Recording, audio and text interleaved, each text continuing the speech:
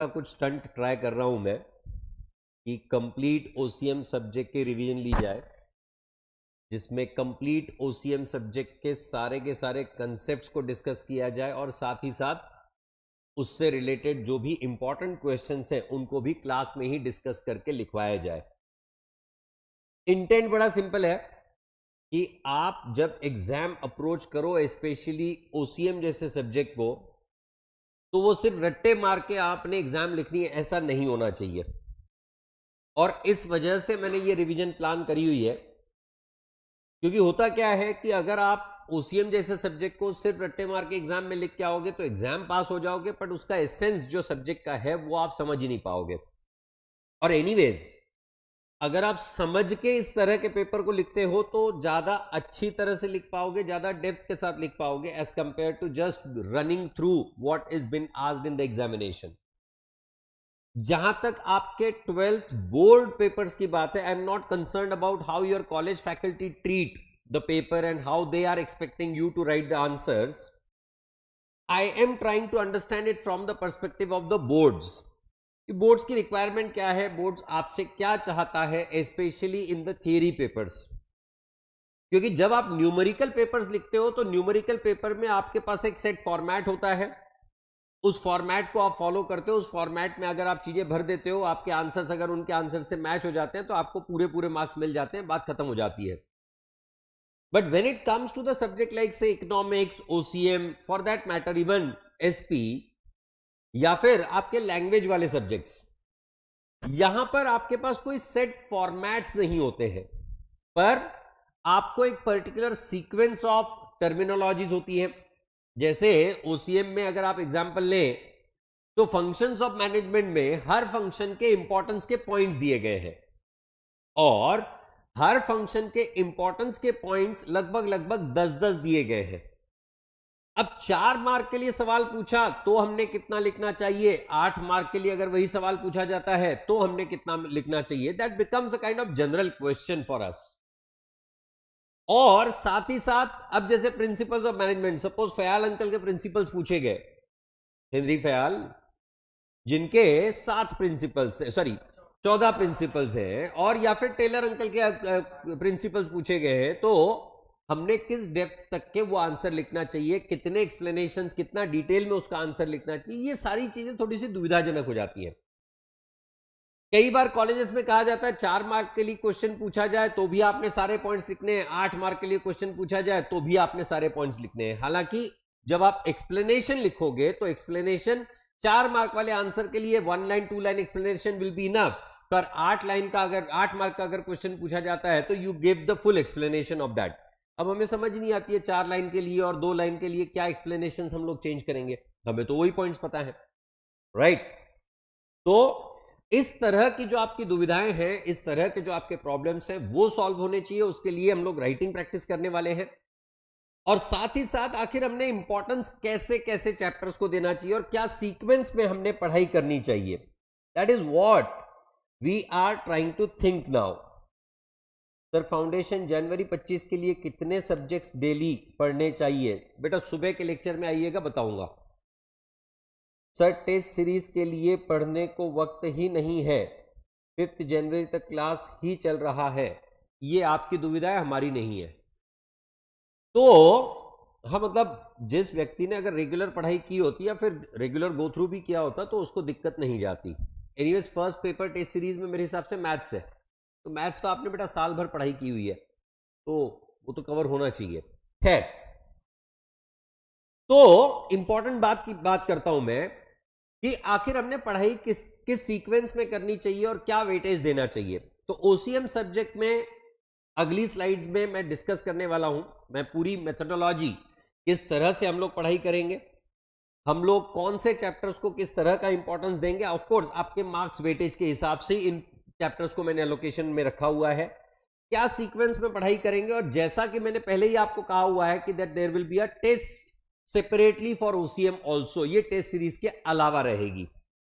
जिन 2 test को जिसको हमने 2 पार्ट्स में डिवाइड किया हुआ है, पहला टेस्ट जो रहेगा वो कंप्लीटली ऑब्जेक्टिव्स का रहेगा, जिसमें मैच द फॉलोइंग आ गए, 1 वर्ड वाले आंसर्स आ गए, फिल इन द ब्लैंक्स वाले आंसर आ गए, चेंज द वर्ड वो जो गलत वाला वो वो अपोजिट वर्ड्स देते हैं, उस तरह के जो क्वेश्चंस हैं उसके ऊपर एक पूरे 100 मार्क का पेपर कंडक्ट करेंगे हम लोग। 80 मार्क का पेपर नहीं कंडक्ट करने वाले, हम पूरे 100 मार्क्स के पेपर कंडक्ट करने वाले हैं, क्योंकि आपकी टेस्ट सीरीज बोर्ड के पैटर्न के हिसाब से।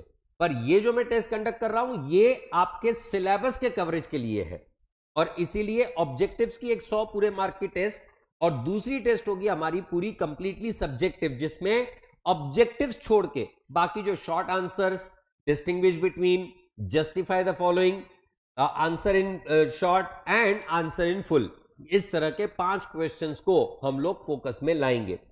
तो सबसे पहले बात कर लेते हैं आखिर हम लोग रिवीजन को किस तरह से कंडक्ट करने वाले हैं, क्या चीज हमारी मेथोडोलॉजी रहेगी।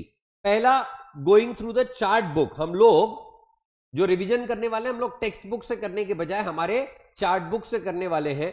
जो ऑलरेडी रिवीजन बैच को ज्वाइन कर चुके हैं उनके पास ऑलरेडी चार्ट बुक है, और जो एकत्वम के स्टूडेंट्स ऑलरेडी हैं उनके पास तो चार्ट बुक है ही है। Alright, then writing the answers to the question. अभी मैं टेक्स्ट की तरफ बहुत ज्यादा नहीं जाने वाला हूं, ज्यादा डिटेल में टेक्स्ट को समझने की अब आवश्यकता नहीं है, अब हमें रिवीजन करने की आवश्यकता है। एक बार मेरा एक्सपेक्टेशन क्या है, स्पेशली जो बच्चे इस क्लास को पहली बार ज्वाइन कर रहे हैं या ओसीएम उन्होंने रिसेंटली पढ़ना चालू किया है, उनके लिए मैं सजेशन दे दूं कि आप जब भी क्लास में आओ, जो सीक्वेंस मैं आपके सामने रखने वाला हूं उस सीक्वेंस में आप आपकी 12th की टेक्स्ट बुक को एक बार पढ़ के आइए। सिर्फ पढ़ के आइए, उतना भी मेरे लिए सफिशिएंट है। राइट, हालांकि अगर आपने पहले आपकी कॉलेज के टर्म एंड्स की एग्जाम लिखी हुई है, अगर आपने आपके कॉलेज में प्रीलिम्स के पेपर लिखे हुए हैं, तो आपने ऑलरेडी समरीज टेक्स्ट पढ़ा ही होगा।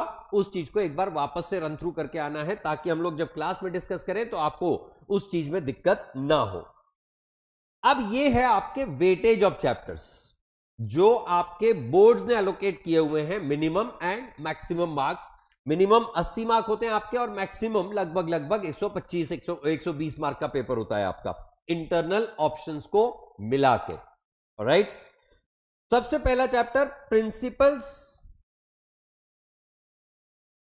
सर पॉकेट डायरी हमारे लिए भी बनाओ, एग्जाम में काम आएगी। हाँ, मतलब रिडक्शन करने की जरूरत नहीं पड़ेगी। राइट, खैर बेटा, इसीलिए आपके 12th स्टैंडर्ड को मद्देनजर रखते हुए मैंने पूरा चार्ट बुक बनाया हुआ है, क्योंकि मुझे पता है कि आपके 12th स्टैंडर्ड के लेवल पे सिर्फ हेड पॉइंट्स इंपॉर्टेंट नहीं होते हैं, उसके कंटेंट भी इंपॉर्टेंट होते हैं।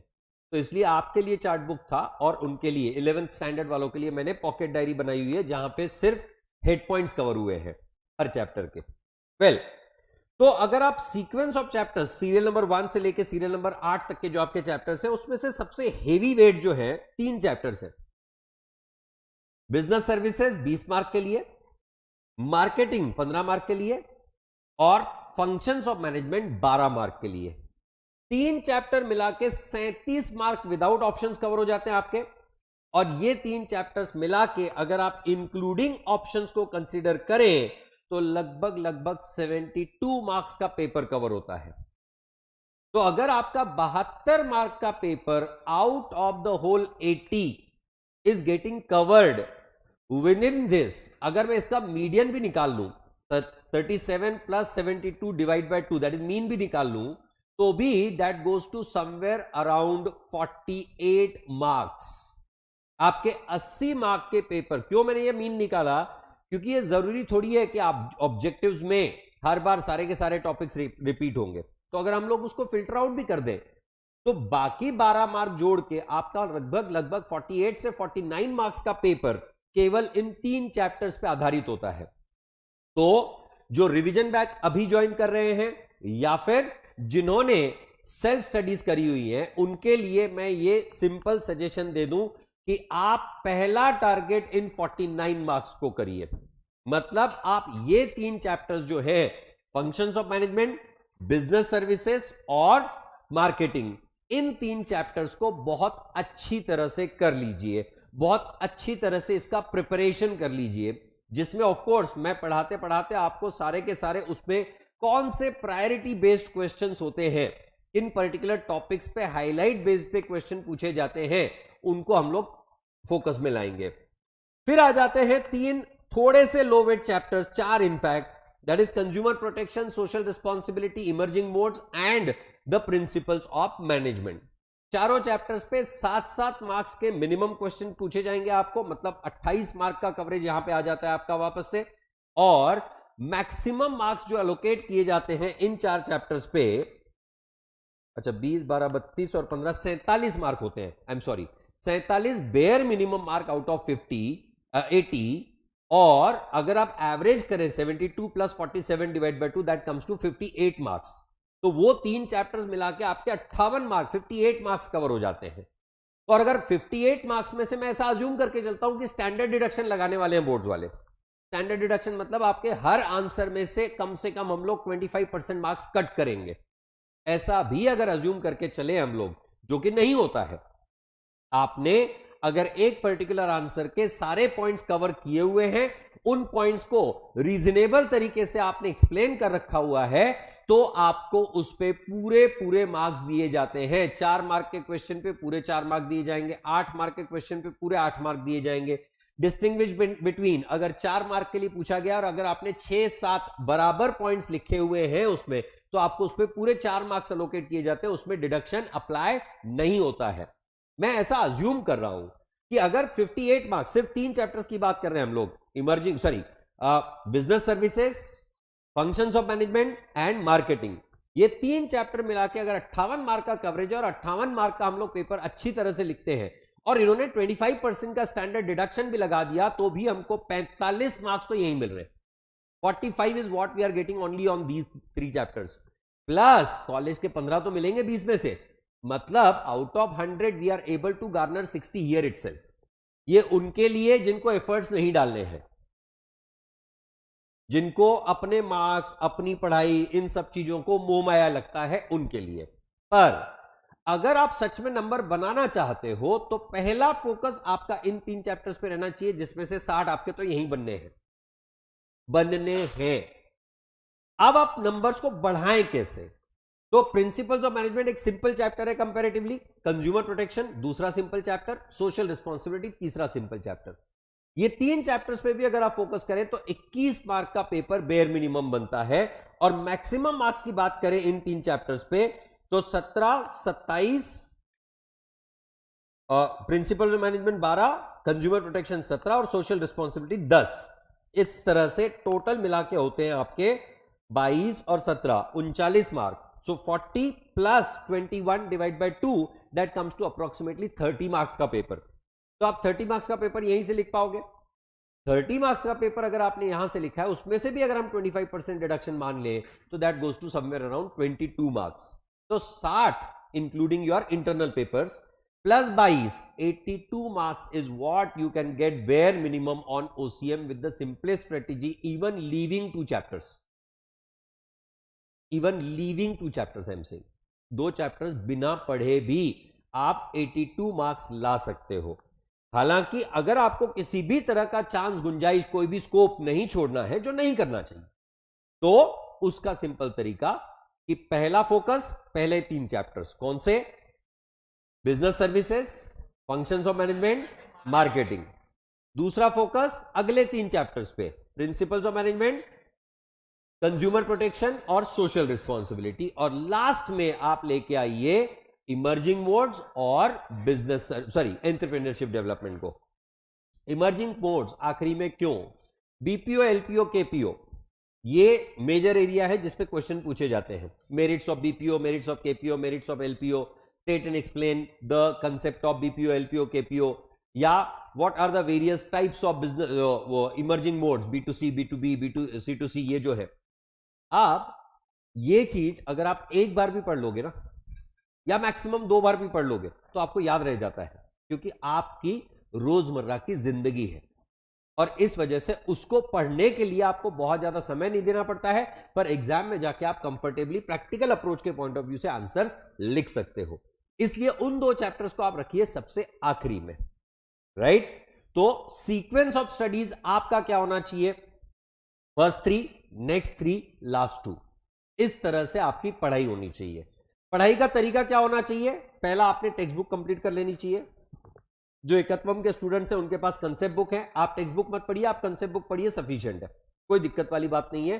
सारा का सारा आपका टेक्स्ट बुक वहां कवर किया हुआ है in the point wise format, instead of writing the whole paragraphs, जो पढ़ने में बहुत बोर होता है, दूसरा पन्ना पढ़ते हमको नींद आ जाती है, राइट, मतलब तीसरा पन्ना उठाने, मतलब ये तो मैं लोगों को सजेशन देता हूं, जिस दिन नींद ना आए ओसीएम लेके बैठ जाओ, राइट। और अगर एसपी सब्जेक्ट है आपका तो उसके बारे में सोचो, सिर्फ अपने आप नींद आ जाएगी। तो that is the first part. Second part, आपने रिवाइज करना चाहिए चार्ट बुक्स। तीसरा, आपने रिवाइज करने चाहिए इनके क्वेश्चंस एंड आंसर्स। अगर आप ये तीन चीजें ढंग से तरीके से करते हो तो ओसीएम में आपको 82 to 90 marks will be a kind of easier task. I am considering only 15 marks internal. अगर इंटरनल के पूरे 20 मार्क्स मिल जाते हैं, I have got 3 toppers till now in the subject of OCM who have got 96 and 97 marks in the subject of OCM. कैसे मिले मेरे को नहीं मालूम, गलत है। Honestly, being a teacher of this particular subject, I am the faculty for this subject for almost like say 10-12 years now. I've been teaching this subject, but still I don't believe that one should be getting more than 90 marks in the subject of OCM. But फिर भी लोगों को मिलते हैं, right? बदौलत internal exams. तीसरा, sequence of हमारा revision क्या होगा, हम किस तरह से इस पर्टिकुलर सब्जेक्ट को डील करने वाले हैं। तो जो सीक्वेंस मैं आपको बता रहा था वही सीक्वेंस मैं यहां भी फॉलो कर रहा हूं, एक्सेप्टिंग एक चेंज जिसमें मैंने इमर्जिंग मोड्स को ऊपर रखा हुआ है और कंज्यूमर प्रोटेक्शन को नीचे रखा हुआ है। क्यों? तो इमर्जिंग मोड्स का टॉपिक जल्दी खत्म होता है, इसलिए मैंने उसको आगे के पॉइंट पे रखा हुआ।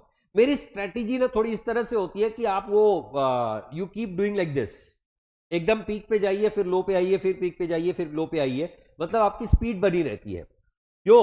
कुछ टॉपिक्स ऐसे होते हैं रखड़ने पड़ते हैं, जैसे बिजनेस सर्विसेज वाला टॉपिक बहुत बड़ा है, टॉपिक डिफिकल्ट नहीं है पर बहुत कुछ है, मतलब बैंक्स भी पढ़नी है, इंश्योरेंस भी पढ़ना है, वेयर हाउसिंग भी पढ़ना है, कम्युनिकेशन भी देखना है, ट्रांसपोर्ट भी देखना है, और ये देखना है वहां तक के ठीक था, पर बैंक्स में टाइप्स ऑफ बैंक्स भी देखनी है, बैंकिंग के फंक्शंस भी देखने, प्राइमरी फंक्शन अलग देखने, सेकेंडरी फंक्शन अलग देखने, इंश्योरेंस में टाइप्स ऑफ इंश्योरेंस अलग देखना है, उनके प्रिंसिपल्स अलग देखने हैं, वेयर हाउसिंग में टाइप्स ऑफ वेयर हाउस देखना है, फंक्शंस ऑफ वेयर हाउसिंग देखना है।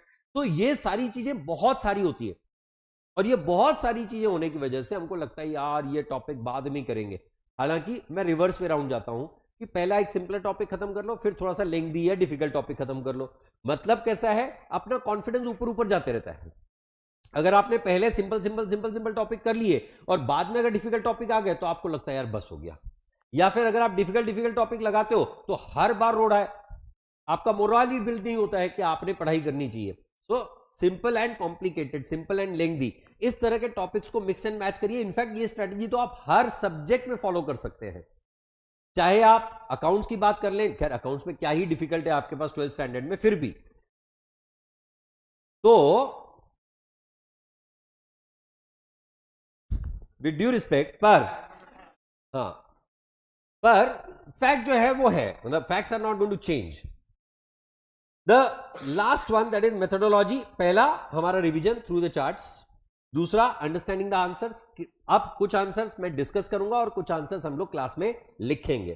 तो आज से या अगले लेक्चर से, आज अगर आप नहीं भी लाए हो तो अगले लेक्चर से you are going to carry a notebook along with you in which we are going to write the answers, right. ये राइटिंग प्रैक्टिस क्यों जरूरी है? क्योंकि आज या रिसेंटली जो आप प्रीलिम्स के पेपर लिख रहे हो उसमें आप रियलाइज कर रहे हो अचानक से, यार मेरा हाथ जवाब दे रहा है, मैंने आगे नहीं बढ़ना है। तो मेरा एक स्टूडेंट था, बहुत पुराना स्टूडेंट, वेदांग टोनपी, अब तो सीए बन गया है। दिस पर्सन वुड से कि सर मैं तो रेली स्प्रे ले जाता था, जहां हाथ थक जाए वहां 2 स्प्रे लगाओ, हाथ सुन हो जाता है, फिर कितना भी चलाओ, right. Seriously he would do it and he did it for all the papers, क्योंकि उसको पता था इतनी अपनी राइटिंग की स्पीड ही नहीं है और ना पता है अपने को इतना लिखना चाहिए। पर दिमाग तो बहुत चलता है जब 12th स्टैंडर्ड की बात आती है, राइट। वहां कंटेंट के बियॉन्ड सब कुछ चलता है। So writing the answers of the selected questions and then there will be the tests, जो मैंने आपको पहले भी कहा, एक 100 मार्क का मैं जो टेस्ट कंडक्ट करने वाला हूं, पहले वापस रिपीट कर दूं, 100 मार्क के टेस्ट लेने वाला हूं। I am not going to take the test of 80 marks. पहला 100 मार्क का टेस्ट रहेगा हमारा ऑब्जेक्टिव्स पे और अगला 100 मार्क का टेस्ट रहेगा हमारा सब्जेक्टिव। ये 2 दिन के गैप पे रहेंगे, पहला टेस्ट और उसके इमीडिएटली 2 दिन बाद आपका दूसरा टेस्ट भी आ जाएगा, राइट। तो ये हो गया मेरा discussion with reference to the methodology. Now without wasting much of the time, let me directly come on to our discussion on the very first chapter that we want to deal in this revision batch, and that is the functions of management. मैं अगर आपने observe किया होगा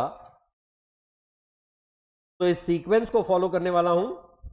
ये जो sequence मैंने आपके सामने रखा हुआ है, पहला मैं फॉलो करूंगा फंक्शंस ऑफ मैनेजमेंट, उसके बाद जाएंगे हम लोग बिजनेस सर्विसेज पे, उसके बाद मार्केटिंग, मतलब हम लोग पहले 50 को पहले कैप्चर कर लेंगे, ऑलराइट। इन तीनों चैप्टर्स को मिला के मेरे कैलकुलेशन के हिसाब से लगभग मुझे 7 दिन लगने चाहिए of these all revision sessions, और उसके बाद will be focusing on the remaining chapters, जो कि लगभग 1 से 1.5 दिन पर चैप्टर के हिसाब से चलेगा, मतलब अगले 8 दिन में हम लोग बाकी के चैप्टर्स खत्म करेंगे, राइट। क्योंकि मैं ऑन एन एवरेज 2 घंटे का सेशन लेने वाला हूं, कुछ दिनों पे शायद राइटिंग प्रैक्टिस की वजह से एक्सटेंड हो सकता है, तो उसकी मन की तैयारी बना के आइएगा आप। और कुछ लोग थोड़ा सा कंप्लेंट कर रहे हैं क्योंकि उनके कॉलेजेस वाले प्रीलिम्स ले रहे हैं और उनको 5 के पहले छोड़ नहीं रहे हैं। तो what we will do is the sessions we will shift it from 5 to 5:20 instead of starting it at 5 o'clock, will be starting it at 5:20 and 5:20 onwards will be the time, right. Then principles of management, emerging mode, social responsibility, consumer protection, and last में हम लोग अगर मन किया तो entrepreneurship development discuss कर लेंगे, right. तो सबसे पहले मैं आता हूं फंक्शंस ऑफ मैनेजमेंट पे।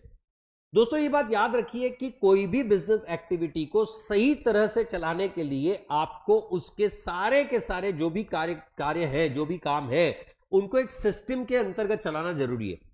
एंड उसी सिस्टम को जिसके अंतर्गत हम एक ऑर्गेनाइजेशन को या उसके कामों को चलाते हैं, that is what you technically call as management. तो अब ये जो मैनेजमेंट करनी है, आप रैंडम मैनेजमेंट नहीं कर सकते हो, आपको एक सिस्टम फॉलो करना पड़ेगा, आपको स्ट्रेटेजी फॉलो करनी पड़ेगी, एंड दैट स्ट्रेटेजी और that system brings up 6 functions of management. हम लोग जो फंक्शंस की बात कर रहे हैं, these are not the functional departments. जैसे अगर आप किसी बड़ी ऑर्गेनाइजेशन की बात करें तो उसमें फाइनेंस फंक्शन होता है, मार्केटिंग फंक्शन होता है, एचआर फंक्शन होता है, एडमिनिस्ट्रेशन फंक्शन होता है। ये जो है ये डिपार्टमेंट्स है, पर इन हर एक डिपार्टमेंट को मैनेज करने के लिए जो प्रोसेस, जो सिस्टम, जो एक्टिविटीज फॉलो की जाती है, उसे हम लोग टेक्निकली फंक्शंस ऑफ मैनेजमेंट इस तरह से जानते हैं। So primarily 6 functions of management is what we are going to talk about. The very first is planning.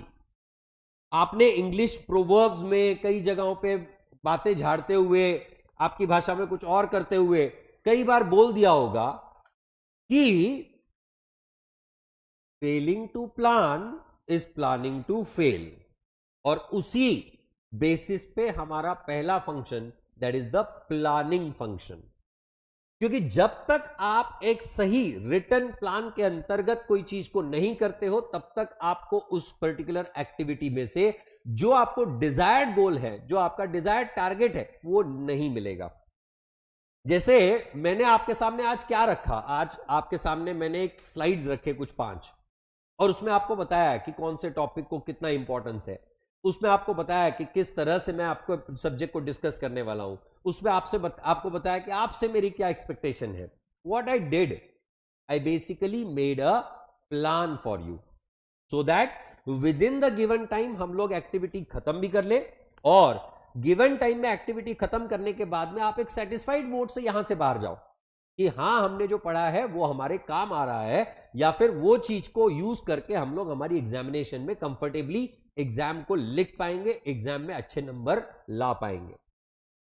Second, the function of organizing. सिर्फ प्लान करके काम नहीं बनेगा। आपने एक प्लान बना दिया, हम लोग रोज पढ़ाई करेंगे, आपको रोज पढ़ना भी पड़ेगा, और उसके लिए ऑर्गेनाइजिंग कि वो चार्ट बुक में से हमको रिवीजन करना है, उसके क्वेश्चन आंसर राइटिंग प्रैक्टिस करनी है, कौन से वाले क्वेश्चन लिखने चाहिए, कौन से वाले क्वेश्चन के आंसर में क्या लिखना चाहिए। That is nothing but from your perspective organizing. हम लोग बिजनेस पर्सपेक्टिव से उसी ऑर्गेनाइजिंग फंक्शन को डिस्कस करने वाले हैं। The third function that comes is staffing. आपने ये तो तय कर लिया कि क्या करना है, क्या अचीव करना है, उसके लिए आप किस तरह की एक्टिविटीज करोगे वो भी तय कर लिया। फिर आ जाता है इंपॉर्टेंट लोग। अगर आपकी बात की जाए पढ़ाई में, आपके स्टाफ कौन? आपके पेरेंट्स, आपके टीचर्स, आपका कॉलेज, आप खुद। These will become the staff, the individuals who are going to interact for that particular activity. Business point of view से जो एम्प्लॉय आपके लिए काम करने वाले हैं, आपको किस तरह का एम्प्लॉय चाहिए, आपको किस कैटेगरी का एम्प्लॉय चाहिए, वो आपके लिए किस तरह का काम करने वाला है, कौन से एम्प्लॉय का क्या क्वालिफिकेशन होना चाहिए, उसकी क्वालिफिकेशन देखने के बाद में उसको किस तरह से ट्रेनिंग देनी चाहिए, ये सारी चीजें आ जाती है आपके अगले फंक्शन में, दैट इज स्टाफिंग फंक्शन। अगला मुद्दा आ जाता है डायरेक्शन। अगला function of management is direction. Direction is what? Where you are giving the identifying the activities which any and everyone is going to follow. मतलब ये कि आप एक पिक्चर बना रहे हो, वो पिक्चर बनाते समय पहले आपने स्क्रिप्ट तय की, प्लान, फिर आपने उस स्क्रिप्ट के लिए कौन कौन से लोकेशंस लगेंगे, किस किस तरह के लोगों की रिक्वायरमेंट होगी, किस तरह का पैसा लगेगा, ऑर्गेनाइजिंग। फिर आपने कई सारे कैरेक्टर्स से बात करना चालू किया और उन कैरेक्टर्स से बात करके आपने तय किया कि कौन से कैरेक्टर का कौन व्यक्ति किस कैरेक्टर का किरदार निभाएगा, दैट वाज स्टाफिंग। और फिर आ गया roll, camera, action, and that action is nothing but directing. आप चाहते हो आप जो लिखे हो उसको एक स्क्रीन पे उतारना है। आप बिजनेस पॉइंट ऑफ व्यू से सोचो, आपने टारगेट बनाया हुआ है कि आप एक पर्टिकुलर टर्नओवर तक के पहुंचना चाहते हो, आप अपनी कंपनी के शेयर्स का आईपीओ लाना चाहते हो। अब हर बंदे का आज की तारीख में ड्रीम है कि मैं जो काम कर रहा हूं उसका एक आईपीओ आना चाहिए। हर बंदा कहता है कि मेरी कंपनी का आईपीओ आना चाहिए। आपकी कंपनी कितना बकवास काम कर रही है, आपकी कंपनी कितना अच्छा काम कर रही है, फॉरगेट अबाउट दैट। आप बायजूस हो या फिजिक्स वाला हो, पर आपको आईपीओ लाना है, that is the intent. Physics वाला is going to bring the IPO this year. तो ये ओवरनाइट तो नहीं हो जाता ना, उसके लिए आपने इतने साल का तपश्चर्य किया, इतने साल का काम किया, उसके बाद आप इस पर्टिकुलर पॉइंट तक के पहुंचे या नहीं। और ये सारी चीजें किस बेसिस पे पॉसिबल हुई? तो डायरेक्शन फंक्शन के बेसिस पे। आप जो चाहते थे उसको आप धीरे धीरे आपकी एक्टिविटीज में उतारते गए, और जैसे जैसे उतारते गए आप उस चीज को अचीव कर पाए। जैसे रिसेंटली आपने विजय सर से कई जगहों पे सुना होगा that his one of the student has come first merit all India in the CA final. CA तो बना वहां तक के ठीक है, but he is the top CA of our country, first rank all India. अब ये बंदा अपने आप तो फर्स्ट रैंक नहीं आ गया ना, उसने प्लान सही तरह से किया, उसने ऑर्गेनाइज सही तरह से की, और इसीलिए तो उस बंदे को कॉन्फिडेंस था कि मैंने जो टारगेट सोचा था मैं वो अचीव कर पाऊंगा। That is what comes under the directing function. And then comes coordinating and controlling function.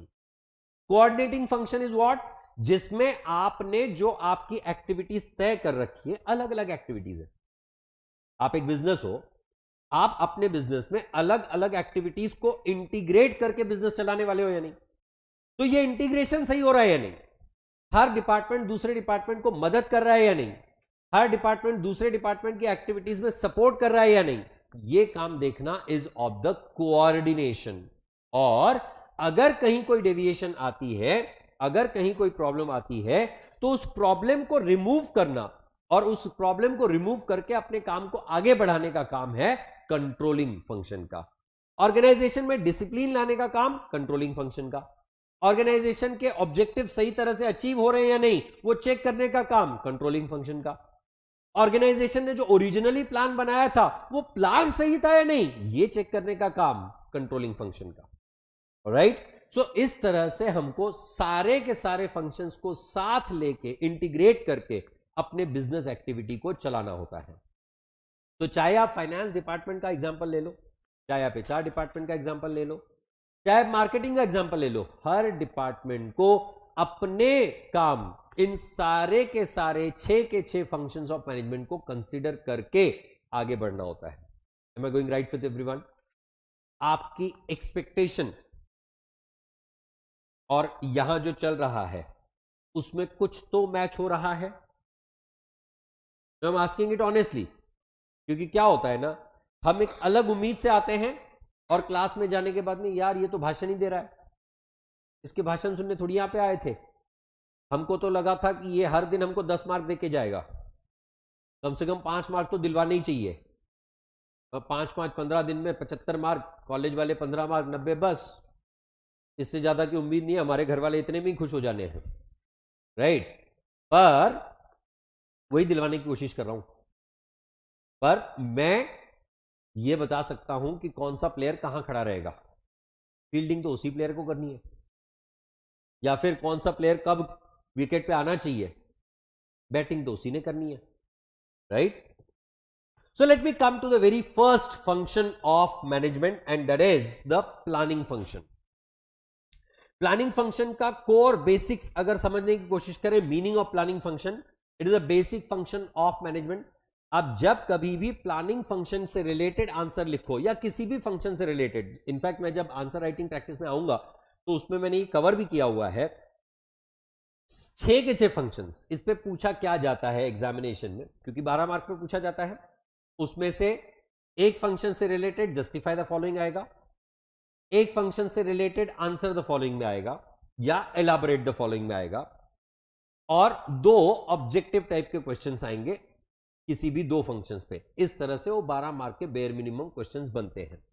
और एक 5 मार्क का क्वेश्चन, 4 मार्क का क्वेश्चन बन सकता है, 5 मार्क का इनफैक्ट क्वेश्चन बन सकता है आपके किसी भी पर्टिकुलर डिस्टिंग्विश बिटवीन में। इस तरह से वो 17 मार्क का आंसर टोटल ये टॉपिक बनता है। मतलब ये पर्टिकुलर टॉपिक के 6 के 6 फंक्शंस इंपॉर्टेंट हैं। हम प्रैक्टिस क्या करेंगे, 6 के 6 फंक्शंस की इंपॉर्टेंस, और उसमें से कुछ जस्टिफाई द फॉलोइंग वाले आंसर्स। हम लोग डिस्टिंग्विश बिटवीन इस पर्टिकुलर चैप्टर पे बिल्कुल भी डिस्कस करने वाले नहीं है, क्योंकि किसी भी फंक्शन को किसी भी फंक्शन के साथ भिड़ा देते हैं। तो एग्जामिनेशन पॉइंट ऑफ व्यू इस चैप्टर में से डिस्टिंग्विश बिटवीन अगर पूछा जाएगा तो हम नहीं करेंगे। लेट्स कैटेगराइज आवरसेल्व्स ना, कि कौन से चैप्टर के डिस्टिंग्विश बिटवीन हम लोग लिखेंगे और कौन से चैप्टर के डिस्टिंग्विश बिटवीन हम लोग नहीं लिखेंगे। तो इस चैप्टर का हम लोग क्या क्या आंसर लिखेंगे, answer the following, short answers, या जस्टिफाई द फॉलोइंग, और ऑब्जेक्टिव्स तो ऑफकोर्स लिखेंगे ही लिखेंगे। तो मतलब हमारा फोकस 12 है, हमारा फोकस 17 नहीं है, ऑलराइट। तो जब हम लोग इंपॉर्टेंस ऑफ फंक्शंस की बात करेंगे, वो elaborate the following, answer the following, justify the following, उसमें इंपॉर्टेंस वाले क्वेश्चंस या भी कोई भी फंक्शन पे अगर क्वेश्चन पूछा जाता है तो आपको क्या कवर करना है उसमें। पहला, हर फंक्शन का मीनिंग, जो कि हम लोग हर फंक्शन का एक एक करके डिस्कस करने वाले हैं। दूसरा, उस फंक्शन की एक डेफिनेशन जो कि आपके टेक्स्ट बुक में या नोटबुक में, क्लास बुक में छपी हुई है, उसकी एक एक डेफिनेशन, एक ही डेफिनेशन, जो सबसे छोटी होगी वही लिखेंगे हम लोग। और तीसरा, उस फंक्शंस के, उस रिस्पेक्टिव फंक्शन के इंपॉर्टेंस वाले सारे के सारे head points with the explanation of approximately 1 or 2 lines. That is what you are going to cover in the answer. Please write down.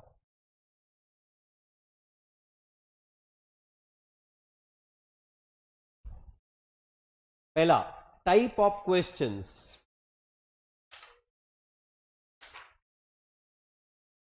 Chapter का नाम ऊपर लिख देना, उस चैप्टर पे डिस्कस कर रहे हैं, फंक्शंस ऑफ मैनेजमेंट। पहला, type of questions.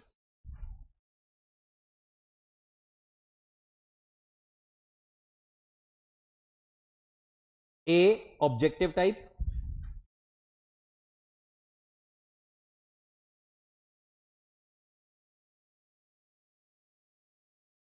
in objective type in, and that छोटा Roman 1 fill in the blanks, छोटा रोमन 2 मैच द पेयर। यहीं पे पूछा जाता है जनरली फंक्शंस ऑफ मैनेजमेंट से रिलेटेड क्वेश्चन। क्या टेस्ट सीरीज के मार्क्स घर पे पता चलने वाले हैं तुमसे पहले?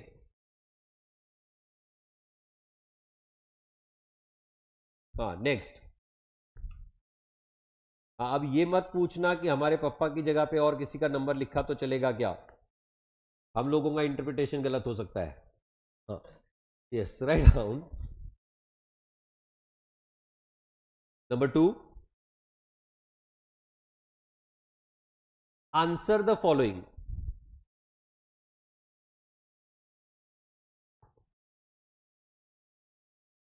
Next, short answers. मेरे को तो आज तक नहीं समझा है इन्होंने answer the following, short answers और एलाबोरेट वाले क्वेश्चंस को अलग अलग क्यों रखा हुआ है, पर है।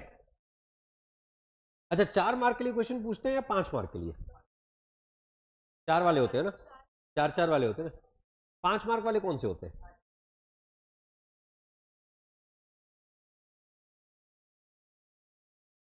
पहला क्वेश्चन ऑब्जेक्टिव्स वाला जो होता है वो आपका 15 मार्क का होता है, 20 मार्क का होता है। 20, 60 बचे, 60 में से आखिरी क्वेश्चन होता है आपका 8 मार्क का, 8 मार्क का होता है। ठीक है, ठीक है, वो जैसा उनको मन करे पूछने दो। हाँ दिखाओ, है पेपर है हमारे पास। कौन सा वाला कॉलेज है, जो भी है। आंसर द फॉलोइंग 8 मार्क वाला होता है, अटेम्प्ट द फॉलोइंग वाला 10 मार्क के लिए पूछा जाता है, और डिस्टिंग्विश बिटवीन 12 मार्क के लिए पूछे जाते हैं। तो इस तरह से उन्होंने उसको डिवाइड किया हुआ है, कोई दिक्कत वाली बात नहीं है। अच्छा, केस स्टडी वाले जो क्वेश्चन होते हैं वहां 6 मार्क अलोकेट होते हैं, इसलिए वो डिफरेंस पड़ जाता है। खैर, तो चाहे वो 4 मार्क के लिए क्वेश्चन पूछा जाए, चाहे 5 मार्क के लिए क्वेश्चन पूछा जाए, कैटेगरी सेम है। Answer in brief, justify the following and attempt the following, ये तीनों कैटेगरी के क्वेश्चंस को हम लोग सेम कटघरे में रखेंगे, राइट? हाँ, नेक्स्ट, जस्टिफाई द फॉलोइंग, ये तीनों हमारे लिए सेम कैटेगरी में आते हैं।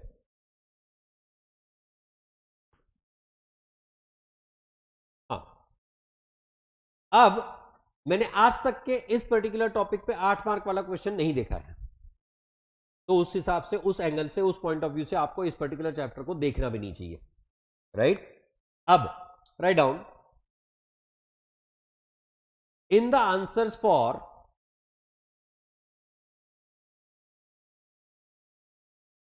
आंसर द फॉलोइंग और answer in brief,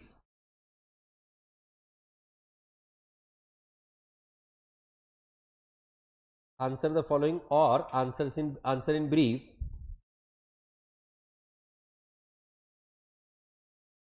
below that cover the following, A, meaning, B, definition,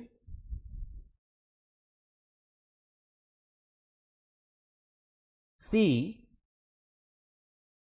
all head points related to importance,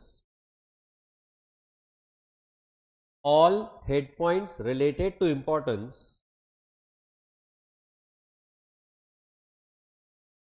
with 1 or 2 line explanation, 1 or 2 sentence explanation, line नहीं, 1 or 2 sentence explanation।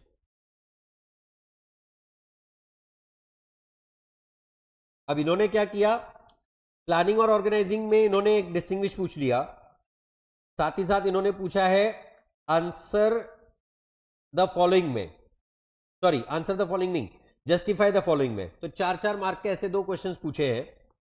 फिर 2 mark के लिए इन्होंने पूछा है terms, explain the following terms, any 4 वाला 2 mark का जो पूछा जाता है, 10 मार्क यहां कवर हुए। और 2 मार्क के लिए इन्होंने पूछे हैं ऑब्जेक्टिव्स। इस तरह से इन्होंने कोऑर्डिनेटिंग फंक्शन पूछा है, इन्होंने मैच द फॉलोइंग में, और फिल इन द ब्लैंक्स में इन्होंने स्टाफिंग, डायरेक्टिंग, कंट्रोलिंग वाला एक क्वेश्चन पूछा हुआ है। तो इस तरह से इन्होंने 12 मार्क के लिए क्वेश्चन पूछा हुआ है, राइट? जैसा कि मैंने आपको पहले कहा कि आपने डिस्टिंग्विश बिटवीन पे इस पर्टिकुलर चैप्टर पे फोकस नहीं करना है, आपने शॉर्ट आंसर वाले क्वेश्चंस में इस पे फोकस करना है।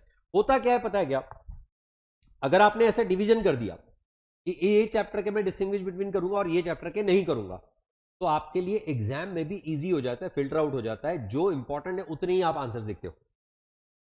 सारे टॉपिक्स के अगर आप डिस्टिंग्विश बिटवीन करने जाओगे तो एग्जाम पॉइंट ऑफ व्यू से क्या होता है कि मेरे को आते सब है, अब कौन सा लिखूं? उसमें से कोई पर्टिकुलर टॉपिक आप ज्यादा अच्छा लिख सकते हो, कोई पर्टिकुलर टॉपिक आप ज्यादा डिटेल में नहीं लिख सकते हो। तो इसी दुविधा को दूर करने के लिए let's filter it out, point right? चलिए, तो सबसे पहले आते हैं हम लोग फंक्शंस ऑफ मैनेजमेंट में प्लानिंग फंक्शन के मीनिंग पे। ये हर फंक्शन का, हर पर्टिकुलर ऑर्गेनाइजेशन का एक बेसिक फंक्शन माना जाता है, क्योंकि जब तक आप कोई चीज प्लान नहीं करोगे तब तक you won't be able to get the desired results.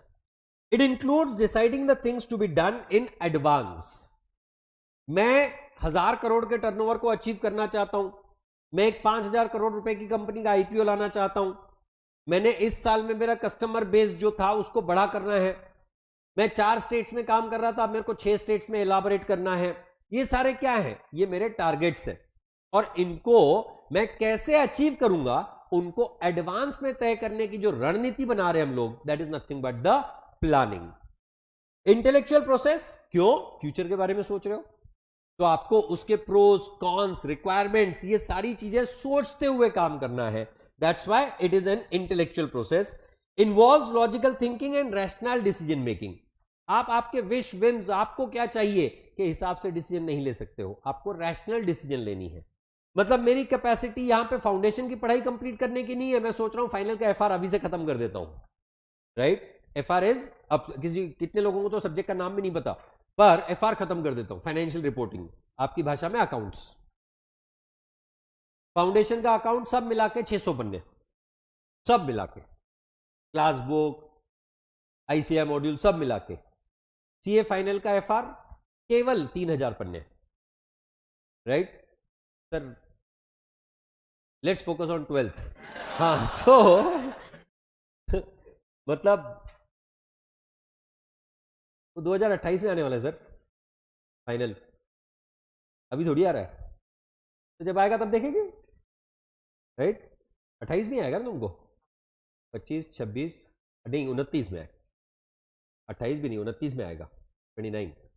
खैर, so it involves logical thinking and the rational decision making based on your capacities. और नहीं है तो डेवलप करेंगे. क्या वो डेवलप करने की हमारे पास कैपेसिटी है वो सोचेंगे. Right? Develops the various courses of actions.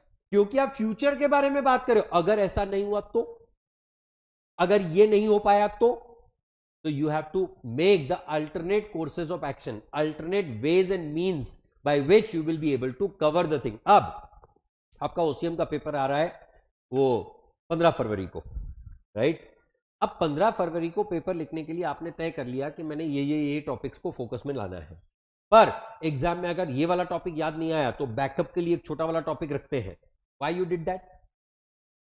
As an alternate course of action और नॉट? मतलब मैं एक समय था आपके बिजनेस सर्विसेज टॉपिक, आज भी नहीं पढ़ाता हूं खैर, बिजनेस सर्विसेज टॉपिक में से ट्रांसपोर्ट और कम्युनिकेशन मैंने कभी नहीं पढ़ाया. सिर्फ एक ही बार पढ़ाया था जब पहली बार बैच मैंने स्टार्ट की थी ओसीएम 12 साल पहले जब मैंने पढ़ाना चालू किया था. उस समय पे एक बार पढ़ाया मैंने कम्युनिकेशन और मोड्स ऑफ ट्रांसपोर्ट वगैरह. वहीं मैंने सरेंडर कर दिया कि इसके बाद मैंने ये road transport, rail transport, water transport नहीं पढ़ाना है. राइट? मतलब मैं तो खुला बोलता हूं हर बार बच्चों को. तो 12th ओसीएम स्टार्ट भी नहीं किया, क्या करें? इस लेक्चर को शुरू से देखो. तो मतलब वही डिस्कस किया था मैंने. तो उस समय मैंने सरेंडर कर दिया. अब ऐसा मैंने 4 अटेम्प्ट तक के किए, 4 एग्जाम्स तक के किया. अटेम्प्ट नहीं, 12th है तो 4 एग्जाम्स तक के किया. 4 साल तक के नहीं पढ़ाया मैंने. बच्चे खुश थे, कोई दिक्कत वाली बात नहीं है. ट्रांसपोर्ट कम्युनिकेशन कभी पूछते ही नहीं है. और अगले वाले एग्जाम में मतलब 81वां फॉर्म हुआ था और उसके उस वाली जो बैच थी, उस साल वाली जो बैच थी, उसमें ट्रांसपोर्ट इन 8 मार्क क्वेश्चन, 8 मार्क में राइट द नोट ऑन क्या वाटर ट्रांसपोर्ट पूछा था या रेल ट्रांसपोर्ट या कुछ तो मोड ऑफ ट्रांसपोर्ट पे सवाल पूछा था. फुल 8 मार्क के लिए. मैं क्या लगानी भी पहले ही साल में थी 81 के. तो मतलब seriously that was the situation. तो कहने का तात्पर्य क्या कि आपने तय किया कि 8 मार्क में तो अपने को या तो वो ख्याल अंकल के प्रिंसिपल्स लिखने हैं या तो अपने को 7 पीस लिखने हैं. मार्केटिंग वाले 7 पीस लिखने, जनरली वही पूछे जाते हैं. या तो अगर मैक्सिमम पूछा तो टाइप्स ऑफ बैंक्स पूछ लेंगे या तो टाइप्स ऑफ इंश्योरेंस पूछ लेंगे. ये हम लोग फोकस में, ये 8 मार्क में यही सवाल पूछा जाएगा. पता होता है अपने को. अपन ने ये 4 तैयार करके गए और चारों में से एक भी नहीं आया. मतलब बोर्ड ने हमारे साथ धोखाधड़ी की और डायरेक्टली क्या पूछा? Modes of transport on one side और दूसरे साइड टेलर अंकल के प्रिंसिपल बताओ. 8 मार्क के लिए। हम लोग 14 की तैयारी कर रहे हैं, 6 पे अटके हुए हैं। मतलब इनको science not rule of thumb में इंटरेस्ट है, और फयाल अंकल बोल रहे हैं principle of harmony, principle of scalar chain follow करो, उसमें इंटरेस्ट नहीं है। तो that is where the alternate course of action is required, कि आप एज अ बैकअप एक ऐसा चैप्टर तैयार करके जाओ कि अगर खुदा न खास्ता अगर ये पूछ लिया, कभी पूछा नहीं है ठीक है, पर अगर खुदा न खास्ता ये पूछा जाए, मतलब ये बिजनेस सर्विसेज को थरली करके जाना है, बिजनेस सर्विसेज के सारे पार्ट्स पूरे के पूरे डिटेल के साथ करके जाने हैं। क्यों? सब जगह है, ऑब्जेक्टिव्स में भी है, मैच द पेयर में भी है, उसके बाद में वो डिस्टिंग्विश बिटवीन में भी पूछेंगे। क्या पूछते हैं? Distinguish between public sector and private sector bank. कुछ भी फालतू के सवाल पूछते हैं, पर पूछते हैं।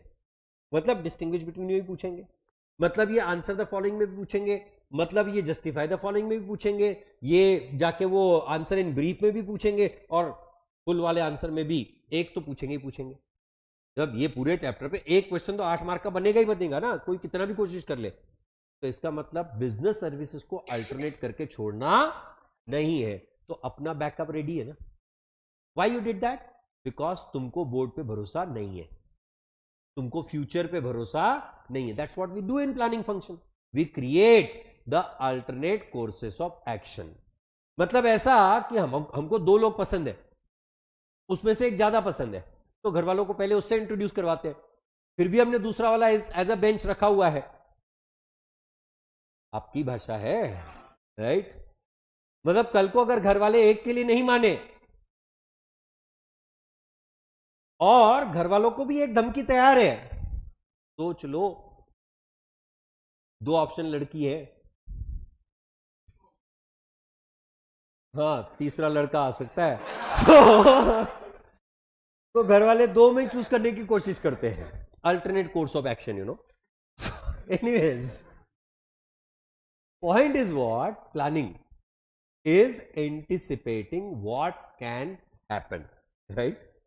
सर आप सजेशन कौन कौन से देते हो ये? मतलब था अच्छा घर वालों को पहले ही बोल देने का, यही 2 है, नहीं तो समझ लेना। हाँ, proper planning and implementing is the key to achieving the objectives. कभी भी आप कोई भी बिजनेस के ऑब्जेक्टिव्स तय करोगे तो सही प्लान, जैसे पढ़ाई के बारे में, अगर आपने सही तरह से पढ़ाई प्लान की हुई है तो आपको सही नंबर्स अपने आप आ जाते हैं। मेरिट रैंक अपने आप लोग नहीं बनते हैं, उन लोगों ने एक सही प्लान बना के रखा होता है और उस प्लान को एग्जीक्यूट भी करते हैं, डिस्ट्रैक्शंस को साइड में करके, राइट? सिर्फ हमारे मोबाइल से इंस्टाग्राम को अनइंस्टॉल कर दिया तो हमारा काम बन जाता है, ऐसा नहीं है। हम लोग फिर यूट्यूब शॉर्ट्स देखते हैं, right? It is all based on the self control, right? Execution is the major stage as compared to the planning stage, right? अब मैं आ जाता हूं on the next part, that is the importance of planning function. हम लोग हर function को individually discuss करेंगे, हर function को combined basis पे डिस्कस नहीं करेंगे। Importance of planning function, her function में 10 पॉइंट्स है, याद रखिए, राइट? उसमें से एक पॉइंट फिक्स है, एफिशिएंट यूटिलाइजेशन और ऑप्टिमम यूटिलाइजेशन ऑफ रिसोर्सेस। ये है ही है। आपको याद क्या रखना है? पहला वाला फंक्शन कौन, एसेंस कौन, आखिरी वाला फंक्शन कौन, सारे फंक्शंस ऑफ मैनेजमेंट की जान कौन। जैसे planning first function, staffing directing is the essence of management. Life spark, हाँ लाइफ स्पार्क जान है, भले वो अंबुजा सीमेंट हो ना हो। कंट्रोलिंग लास्ट फंक्शन है, मतलब मैं आपको तरीके बता रहा हूं किस तरीके से आपको पॉइंट्स रट्टा मारने की बजाय कंसेप्चुअली याद रखने को आएंगे, राइट? प्लान में आखिर हम लोग कर क्या रहे हैं? हम लोग फ्यूचर के बारे में बात कर रहे हैं। तो फ्यूचर के बारे में बात करें तो फ्यूचर में हम क्या चाहते हैं, क्या अचीव करना चाहते हैं, उसके बारे में बात कर रहे हैं। जो अचीव करना चाहते हैं वो हमारा ऑब्जेक्टिव है नहीं। That's why setting the objectives becomes the functions का, दिस फंक्शन का importance. So planning functions importance helps to set the clear objectives. आप चाहते क्या हो? मतलब 3 इडियट्स में आमिर खान आ गया, भाई तुम चाहते क्या हो? हिंदी में समझाओ। थोड़ी देर पहले कोशिश किया था, आपको समझा नहीं था Hindi. No, so the point is what you want to achieve in future is what you are going to set today. आपको 12th स्टैंडर्ड में हर पेपर में 90 के ऊपर मार्क्स चाहिए, आपका ऑब्जेक्टिव है। उसके लिए किस तरह से काम करना पड़ेगा, वो उसके लिए आप प्लान बनाओगे। बिजनेस पॉइंट ऑफ व्यू से आप आपके बिजनेस के टर्नओवर को कैसा बढ़ाना चाहते हो। गवर्नमेंट के पॉइंट ऑफ व्यू से आप अपने देश की जीडीपी को कैसे बढ़ाना चाहते हो। एक एनजीओ के पॉइंट ऑफ व्यू से, non governmental, not for profit organization, उनके ऑब्जेक्टिव्स को वो और ज्यादा कैसे फैला सकते हैं, वो उनके ऑब्जेक्टिव्स हो सकते हैं। So every organization, whether it is a large organization or small organization, whether it is a government organization or a non-governmental organization, whether it is a public sector enterprise or a private sector enterprise, every organization is working on certain set objectives, and that objectives are clearly identified in the planning function. It is concerned with the objectives and targets of the organization, and it helps the managers to analyze the situation to decide the future. आप future में जो चाहते, अब जैसा Covid जैसी situation वापस आ जाएगी अगर, तो हम क्या करेंगे। आज की तारीख में ऑर्गेनाइजेशंस के पास इस चीज के लिए भी प्लान रेडी है। क्यों? अनप्रेसिडेंटेड है। जब तक के वो अनप्रेसिडेंटेड एक्टिविटी थी, तब तक गिवन फॉल बैक में कैसे रिकवर करें, इसके बारे में प्लान चल रहे थे। अब रिकवर हो चुका, पूरी इंडस्ट्री वापस आ चुकी। कल का ही डेटा आ गया, जीएसटी का collection for the month of December 2024, परसों जो साल बीता उसका जो लास्ट मंथ था, 1,77,000 करोड़ रुपीस का जीएसटी कलेक्शन। जिस जीएसटी को जब इंप्लीमेंट किया जा रहा था 1 जुलाई 2017 को, उस समय पे कहा जा रहा था कि साल भर का कलेक्शन आपका 2 लाख करोड़ रुपए का नहीं होगा। आज मंथली कलेक्शन लगभग 2 लाख करोड़ रुपए टच करने वाला है। तो this is what, this is setting the objectives, you are trying to achieve those objectives. Sitharaman madam जब 1 फरवरी को बजट प्रेजेंट करती है, उस समय पे she is not a kind of person which people try to project her in their trolls. She is an intellect. She tries to focus upon the various aspects and she tries to observe कि आगे वाला साल कैसा हो सकता है, और उसके हिसाब से वो एस्टिमेट करती है कि हमारे देश की जीडीपी किस तरफ जा रही है, अब किस तरह की ग्रोथ लाएंगे, इन्फ्लेशन को हम लोग कैसे कंट्रोल में रखेंगे। These are what? Clearly setting the objectives. Then provides the path of action. आपने ऑब्जेक्टिव तय कर लिया कि मेरे को एक पर्टिकुलर टर्नओवर अचीव करना है। अब इस साल का मेरा टर्नओवर हुआ था मान लो 50 करोड़ रुपए। अब 50 करोड़ से मुझे 55 करोड़ पे जाना है, मतलब मुझे 10% की ग्रोथ चाहिए नहीं। अब 10% की ग्रोथ मेरे बिजनेस के लिए कैसी आएगी, whether it will be coming from volume और whether it will be coming from the prices, value growth बोलते हैं हम लोग उसको। आप प्राइसेस 10% से बढ़ा दो, अपने आप आपका 10% ग्रोथ हो गया। पर इट इज नॉट नेसेसरी। क्यों? When the price increases, demand decreases और नॉट। तो आपका प्रोडक्ट कोई ऐसा तो है नहीं कि आप प्राइस कुछ भी रखोगे आपके प्रोडक्ट को फिर भी डिमांड किया जाएगा। अगर वैसा है फिर तो आप प्राइस 10% से क्यों बढ़ा रहे हो, 50% से बढ़ाओ, राइट। सो वॉल्यूम ग्रोथ और वैल्यू ग्रोथ दोनों चाहिए। This is what you call as path of action, कि आप जो 10% का ग्रोथ लाना चाहते हो आपके बिजनेस में, उसको आप किस तरह से लाओगे। It ensure the clear definition of goals and objectives. आप क्लियरली चाहते क्या हो, किस तरह से आपका वो गोल अचीव होना चाहिए। दूसरा, it acts as a guide and provide directions for doing the right things at the right time. कि क्या ये सही समय है टू इंक्रीज द प्राइस, क्या ये सही समय है to focus on the increasing the volume. आपका कस्टमर बेस बढ़ेगा तो वॉल्यूम अपने आप बढ़ेगा। अब जैसे मेरे पास कोई पर्टिकुलर सब्जेक्ट जो मैं पढ़ा रहा हूं, उसके लिए मेरे पास एक 100 एडमिशन है। मैं टारगेट करता हूं नहीं यार अगले साल मुझे 150 एडमिशन चाहिए। अब 150 एडमिशन के लिए पहले मुझे मार्केट एनालाइज करना पड़ेगा, whether the market is available for that 150 students और नॉट, पहली बात। दूसरी बात, मार्केट अवेलेबल है, मेरे पास क्यों आएंगे, मैं ऐसा उनको एडिशनल क्या दे रहा हूं जो मार्केट में अवेलेबल नहीं है। लाइक अगर आप एग्जांपल ले लें, सिंपल, मतलब this is passive marketing of course, पर the point is what, if I am not giving enough to the students, why the students would come back to me? अगर मैंने आपके लिए वो क्लास बुक नहीं बनाई होती, अगर मैंने आपके लिए वो रेफरेंसर क्वेश्चन आंसर वाला नहीं बनाया होता, या फिर ये जो चार्ट बुक जिसपे से हम लोग डिस्कशन कर रहे हैं ये नहीं बनाए होते, तो people would think everyone is talking from the text book only. ये बंदा नया क्या कर रहा है, ये बंदा अलग क्या करवा रहा है? तो this is where the difference would come. मतलब मेरे दिमाग में अगर टारगेट है कि मुझे 100 से 150 बच्चों तक के कन्वर्ट करना है, तो वो 50 एडिशनल बच्चे कैसे आएंगे, उसके लिए मेरी तरफ से क्या एफर्ट होने चाहिए, मैंने किस तरह की मार्केटिंग स्ट्रेटेजीज करनी चाहिए, मैंने किस तरह के कंटेंट डेवलपमेंट करने चाहिए, मैंने किस तरह से आउटरीच करना चाहिए टू द स्टूडेंट्स, या फिर जो मेरे इन हाउस स्टूडेंट्स आ रहे हैं, जो मेरे तक स्टूडेंट्स अपने आप पहुंच रहे हैं, उनको मैंने कैसे कन्वर्ट करना चाहिए। These are setting the clear cut objectives, right? Then it improves the performance. Of course मैं अगर चाहता हूं that I want to reach to a particular turnover, मैं अगर चाहता हूं कि मेरा बिजनेस हमेशा बढ़ते रहना चाहिए, मेरे बिजनेस में फॉल बैक आना ही नहीं चाहिए, कोई किसी भी तरह की सिचुएशन आ जाए, कोविड आ जाए, कुछ भी आ जाए, लोग पढ़ना तो बंद नहीं करेंगे ना।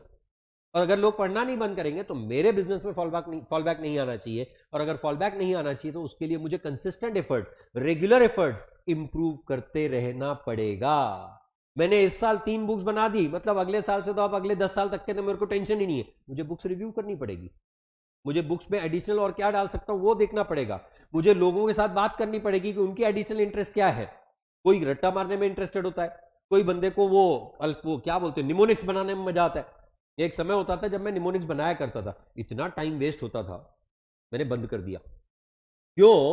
लोग क्या करते हैं, ये जो 10 फंक्शंस हैं, इन 10 फंक्शंस में से एक एक अल्फाबेट उठाएंगे, उन अल्फाबेट्स को उठा के उसमें से एक निमोनिक कोई तो स्टोरी बनाएंगे, और वो स्टोरी याद रखोगे तो तुमको फंक्शन अपने आप याद रहेंगे। नहीं होता है। एक तो वो mnemonic banana by itself is a task, और अगर बना के दे दिया तो तुमको रट्टा मारने में त्रास। अगर वही रट्टा मारना है तो डायरेक्ट फंक्शंस को, जो डायरेक्ट इंपॉर्टेंस वाले पॉइंट है उनको ही रट्टे मारो ना, right? Become a human not a पोपट, right? Then minimises the risk. कैसे मिनिमाइज होगी रिस्क? हमने पहले से एंटिसिपेट कर लिया क्या प्रॉब्लम्स आ सकती है, क्या डिफिकल्टीज आ सकती है, क्या सिचुएशन बन सकती है, और इस वजह से जो किसी भी तरह की रिस्क होगी एंटिसिपेटेड वाली, वो सारी की सारी रिस्क को हमने ऑलरेडी अवॉइड कर दिया। अब जैसे मैंने आपको एग्जांपल बताया, सारे ऑर्गेनाइजेशन को पता है कोविड जैसी भयावह कोई चीज वापस से आ सकती है, पर उसके लिए पहले से तैयारी है। एक समय होता था लोग घूमना पसंद नहीं करते थे, प्री कोविड वाली सिचुएशन, अब बंदा हर साल में 4-4 ट्रिप कर रहा है। क्यों? वापस कोविड आया तो ना। This honestly speaking, this is the way in which the people have started talking about, and what businesses are doing, they are capturing about it, they are doing the management on that, they are seeking this as the opportunity। मतलब 5 साल पहले तक के pre Covid scenario में जितने 5 star हमारे देश में नहीं थे, उसमें लगभग 30% की ग्रोथ आई है 5 स्टार होटल्स में। नए 5 स्टार होटल हर साल, हर कंपनी अपने नए होटल्स खोले जा रही है। Why? Because they want to capture this as the opportunity. So what they are trying to do, they are trying to think that if there is a risk, how do you minimize it, how do you avoid it? Planning is the process of looking into the future and anticipating the change. उसी तरह से कोई भी तरह का अगर आपका wastage expected है तो वेस्टेज कैसे ना हो उसके बारे में भी आपने ऑलरेडी सोच के रखा हुआ है। Changes or risks cannot be eliminated but can be anticipated. Then it helps in decision making. पहला मुद्दा आपने क्या तय किया था, ऑब्जेक्टिव क्या होंगे। अब ऑब्जेक्टिव्स क्या है, प्लान ऑफ एक्शन क्या है, वेस्टेज को कैसे अवॉइड करना है, ये आपको अगर पहले से पता है तो what should be your path of action. आप किस तरह से आपने अपने ऑब्जेक्टिव्स को point by point, act by act cover करोगे। Management selects from the various alternative courses the best alternative by considering all aspects. Decisions are taken considering the pre-decided objectives. Ultimately आप क्या चाहते हो? आपके बिजनेस का turnover बढ़ाना चाहते हो, आपके बिजनेस के कस्टमर का बेस बढ़ाना चाहते हो, आप हाल फिलहाल के लिए चाहते हो कि सिर्फ लोगों को आप पता चलो। जैसे आज की तारीख में जो क्विक कॉमर्स कंपनीज है क्या कर रही हैं, आपको लिटरली थ्रो अवे प्राइसेस पे चीजें दे रही हैं।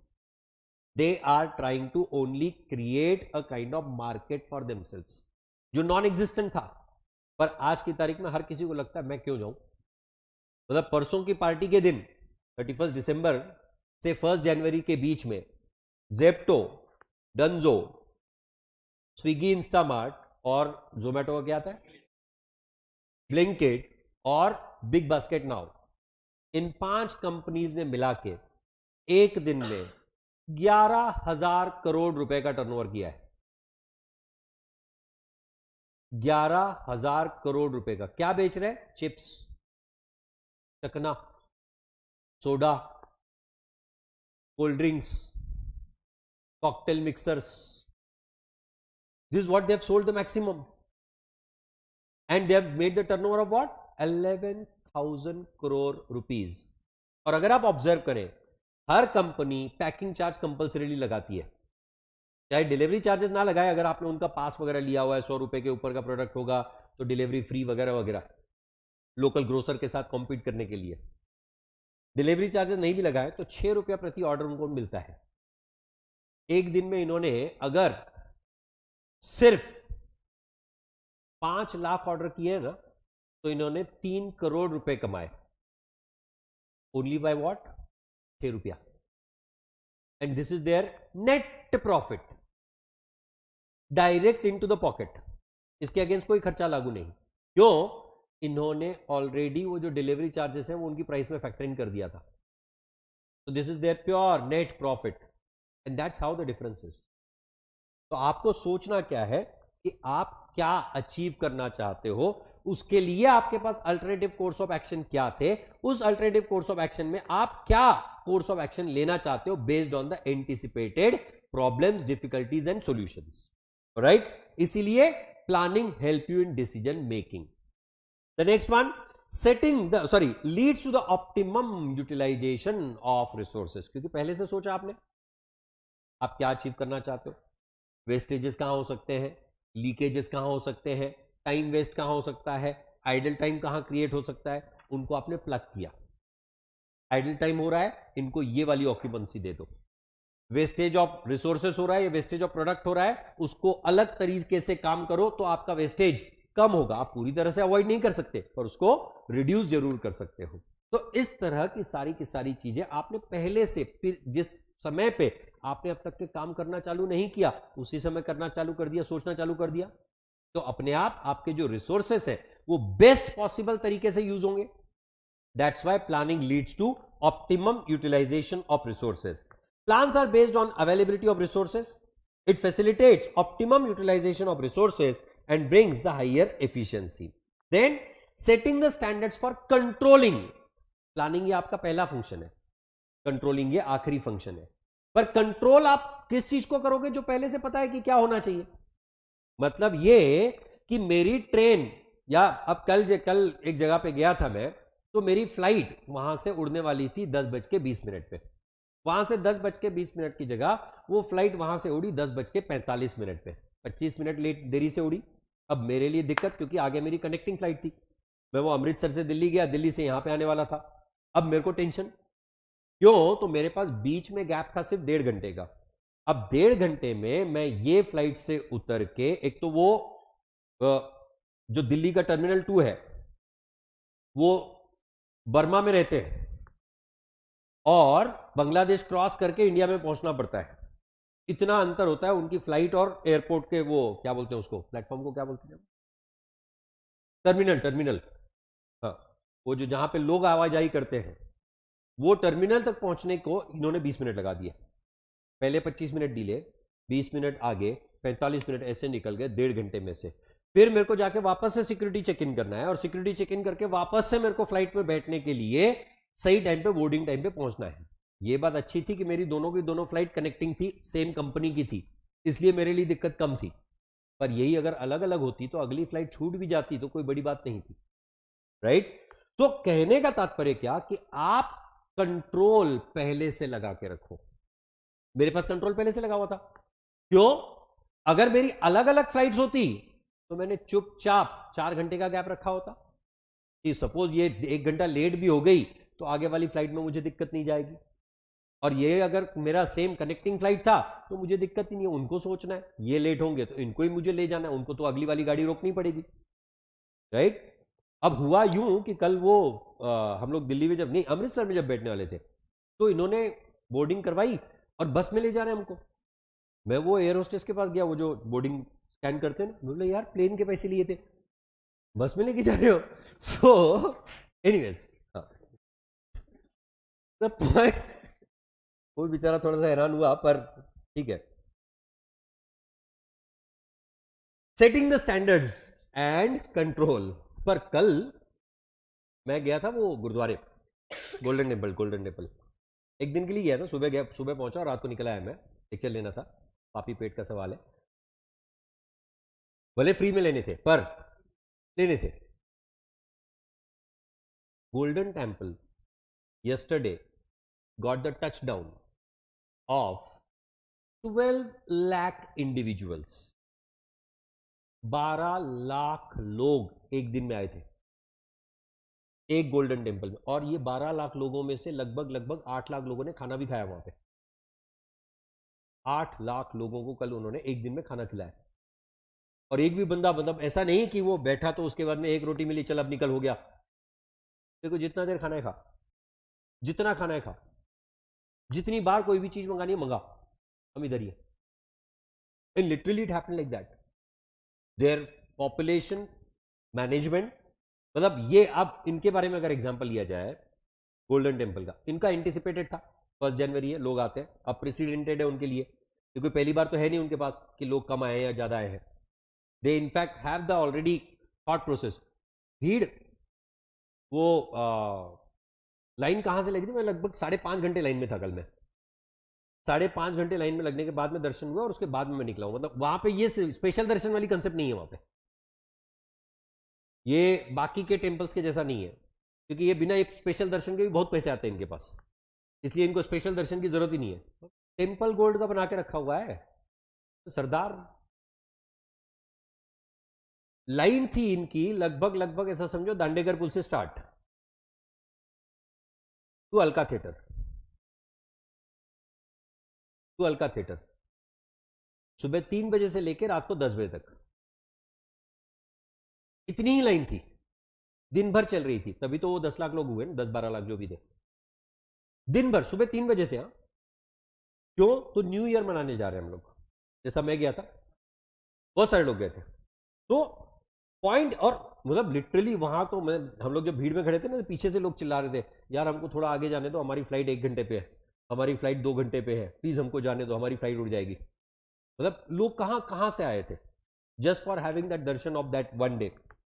तो अब इनके पॉइंट ऑफ व्यू से अगर देखो, there is always a chance of stampede in such kind of situation, there is always a chance of mismanagement in such kind of situation, there is always a chance that there will be the चोरी चकारी of heavy level, there is always a chance कि कोई बम गोला बारूद लेके आ जाए।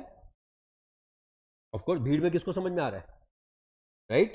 अब उसी अकाल तख्त के जो चेयरमैन थे, शिरोमणि अकाली दल के चेयरमैन मिस्टर बादल, उनके ऊपर उसी गोल्डन टेम्पल में कुछ दिन पहले हमला हुआ था बंदूक की गोलियों से, उसी गोल्डन टेम्पल में। That must be the kind of second time कि गोल्डन टेम्पल के अंदर गोलियां चली, otherwise it's never the case. तो अगर इस तरह की सिचुएशन एक ऑड डे पे हो सकती है, ये तो भीड़ वाला दिन था, किसी भी तरह के प्रॉब्लम हो सकते हैं।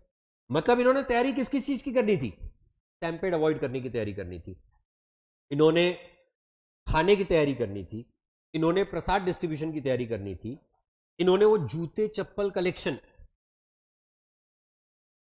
ये कैसे एक्सप्लेन करूं, वो नीचे की विंग है ना, वो जहां से वो नीचे का विंग स्टार्ट होता है, वहां से लेके वो जहां पे आईडीएफसी बैंक है ना, वहां तक चप्पल जूता कलेक्शन का सेंटर है इनके पास। चप्पल जूता कलेक्शन होता है बस वहां पे, लिटरली लाइक दैट। और एक भी बंदे ने अगर वहां पे अपना चप्पल जूता डिपॉजिट किया हुआ है, गुम नहीं होना है, सवाल ही नहीं उठता। इनफैक्ट अगर आप वो लेदर के जूते चप्पल पहन के गए हो तो आपको साफ होके पॉलिश होके मिलते हैं, वहां पे इतना स्ट्रॉन्ग सर्विस होता है। तो कहने का तात्पर्य क्या, ये सारी चीजें आपको पता है कि ये सारी चीजें होने वाली हैं, आपको कंट्रोल रखना पड़ेगा, आपको स्टैंडर्ड सेट करने पड़ेंगे उसके लिए, and that's what they did, that's why nothing wrong happened in the whole one day. in the whole one day. Nothing was wrong at that particular place. That is what you call as good planning, setting the standard for good controls.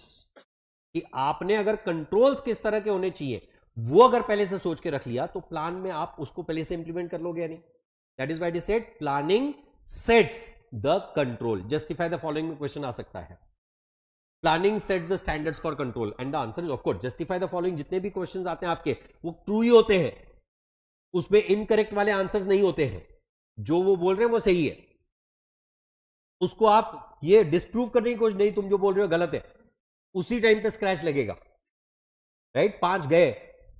That will be the kind of situation. Actual performance can be compared with the standards. Deviation, if any, can be bridged by the controlling steps. Then it facilitates coordination. 2 functions हमने discuss किए थे आखिरी वाले, coordination and control. तो control के standards आप planning में set कर रहे हो, और उसी तरह से प्लानिंग में आपने तय कर लिया था कि कोर्स ऑफ एक्शन क्या होगा, किस तरह से आपका काम होगा, उसको कोऑर्डिनेट करने का काम किस तरह से होगा वो भी आपने प्लान में पहले से तय कर लिया.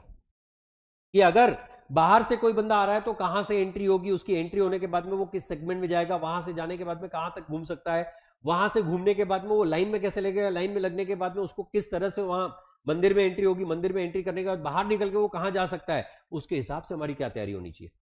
मतलब कल वो उनका जो प्रसाद होता है ना, कन्हा प्रसाद, वो मैंने वहां पे एक बाबा जी से पूछा कि आज टोटल कितना कन्हा प्रसाद बना होगा. कहता है वो तो हम लोग कैलकुलेट नहीं करते हैं, पर आज लगभग ऐसा समझो कि एक 5 ट्रक का कन्हा प्रसाद बना होगा. 5 ट्रक आटे का, 5 ट्रक. एक ट्रक का एवरेज कैपेसिटी होता है लगभग 8 से 10 टन. 8 से 10 टन मतलब 50 टन कन्हा प्रसाद बना होगा. और देंगे कितना, इतना इतू सा. और वो कन्हा प्रसाद दिन भर इन्होंने चलाया है. That is how. तो यही इसी को कहते हैं हम लोग अच्छा प्लान. इसीलिए तो वो चीजें सही तरह से एग्जीक्यूट हो सकती हैं. एंड दैट्स व्हाट, मतलब अब मैं आपको इतने सारे एग्जांपल्स इस तरह से क्यों बता रहा हूं, उसके पीछे का सबसे बेसिक रीजन है, ये जब पता होंगे ना एग्जाम में बैठने के बाद में आपको ये सब चीजें अपने आप याद आएगी. और वो जब स्टोरीज याद आती है तो अपने आप हमको वो पर्टिकुलर पॉइंट्स भी याद आने लगते हैं और उसका एक्सप्लेनेशन लिखना आसान हो जाता है. Right, I hope I am going good. मतलब मैं बहुत स्लो नहीं चल रहा हूं, I am going with the normal speed. हाँ ठीक है. Then it facilitates the other functions. जैसे कोऑर्डिनेशन और कंट्रोल को प्लान सपोर्ट करता है, उसी तरह से staffing, directing, organizing is also supported by the planning function itself. क्यों? प्लान में तय कर रखा होता है कि किस तरह का स्टाफ चाहिए, प्लान में तय करके रखा होता है कि हमारा एक्टिविटीज, हमारा प्रोजेक्ट, हमारा बिजनेस कैसे चलेगा, और प्लान ही में तय करके रखा होता है कि लोगों को किस तरह से काम देने और वो उन कामों को कैसे एग्जीक्यूट करने वाले हैं. And it promotes the innovative ideas. What kind of innovative ideas? अगर आप जब प्लान कर रहे हो, अल्टरनेट कोर्स ऑफ एक्शन ढूंढ रहे हो, अल्टरनेट कोर्स ऑफ एक्शन में अगर आपको लगता है कोई आउट ऑफ द बॉक्स जो आज तक के आपने एग्जीक्यूट नहीं किया हुआ है, science not rule of thumb. ऐसा कैसे होएगा? वो आजकल वो ओपस की एड आती है, ओपस पेंट्स की, ओपस पेंट्स, बिरला के ओपस पेंट्स, उसकी ऐड आती है. वो उसमें वो सौरभ शुक्ला को दिखाया हुआ है, वो कल्लू मामा, क्या नाम, नहीं कल्लू मामा नहीं, वो जाली एलएलबी जज सौरभ शुक्ला, उसको दिखाया हुआ. और वो जो पहले से जो चल रहा है वही लगाना चाहिए, पहले से जो चल रहा है वही लगाना चाहिए. Why you are changing, that is rule of thumb. But you are suppose to think of it scientifically, not rule of thumb. Right, इसीलिए planning promotes the innovative ideas. Planning promotes the innovative ideas and critical thinking. Such innovative plans result into the attainment of the desired goals. अगर planning नहीं, इस तरह की innovative idea को support नहीं किया होता ना, जेप्टो का जन्म नहीं हुआ होता. इस तरह की इनोवेटिव आइडिया को सोचा नहीं होता तो कभी आपने स्विगी जैसी चीज सुनी भी नहीं होती. Why those are happening is because there was some innovation involved into that. Right? Zepto का जन्म तो वो 2 इंजीनियर ने घर में बैठ के किया हुआ था कोविड के टाइम पे, कि अपन व्हाट्सएप पे ऑर्डर करते हैं और ऐसे ही क्यों करेंगे, फिर सबके लिए अपन कॉमन ऑर्डर प्लेटफॉर्म क्यों नहीं बना सकते. And that common platform order is nothing but Zepto. Right?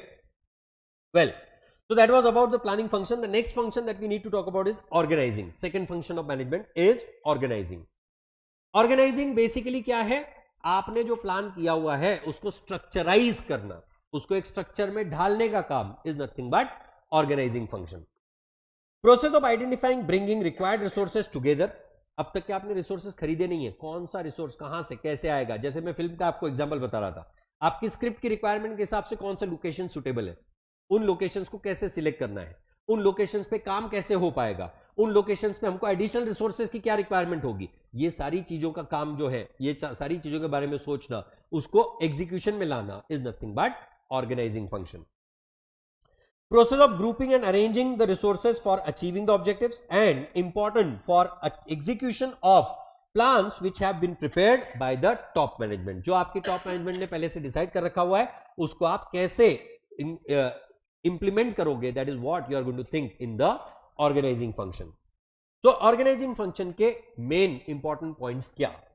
सबसे पहला, it facilitates administration and operation। Administration, आप जिस एक्टिविटी को कंप्लीट करना चाहते हो उसके आगे आप क्या क्या काम करोगे, उसको कौन किस तरह से एक्टिवेट करेगा, किसकी रिस्पॉन्सिबिलिटी क्या होगी। अब तक आपने लोग नहीं लाए हैं, आपने उसके लिए एक स्ट्रक्चर बनाना चालू किया है, that is what is organizing function. Simple term, मैंने पढ़ाई करनी है, पढ़ाई करने के लिए मेरे को मेरे सामने टेक्स्ट बुक चाहिए, मेरे को मेरे सामने क्लास बुक चाहिए, चार्ट बुक चाहिए, मेरे को मेरा खुद का नोट्स चाहिए, और मुझे पास पेपर्स के अगर आंसर्स लिखने तो पास पेपर्स भी साथ में चाहिए। सिर्फ इतने से काम बनेगा क्या? नहीं, I need the proper stationery for that. उतने से काम बन जाएगा क्या? नहीं, मुझे मेरा ब्रेन भी वही चाहिए, मतलब मुझे डिस्ट्रैक्शंस को हटाना पड़ेगा। This is what, this is organizing. You are bringing the things together which will be helpful for bringing the things into action। अभी तक आपने एक्शन स्टार्ट नहीं किए, अब तक आप एक्शन की तैयारी कर रहे हो। Leads to identify and to group the activities, grouping and assigning the work in the admin task and processing according to it in is operational task।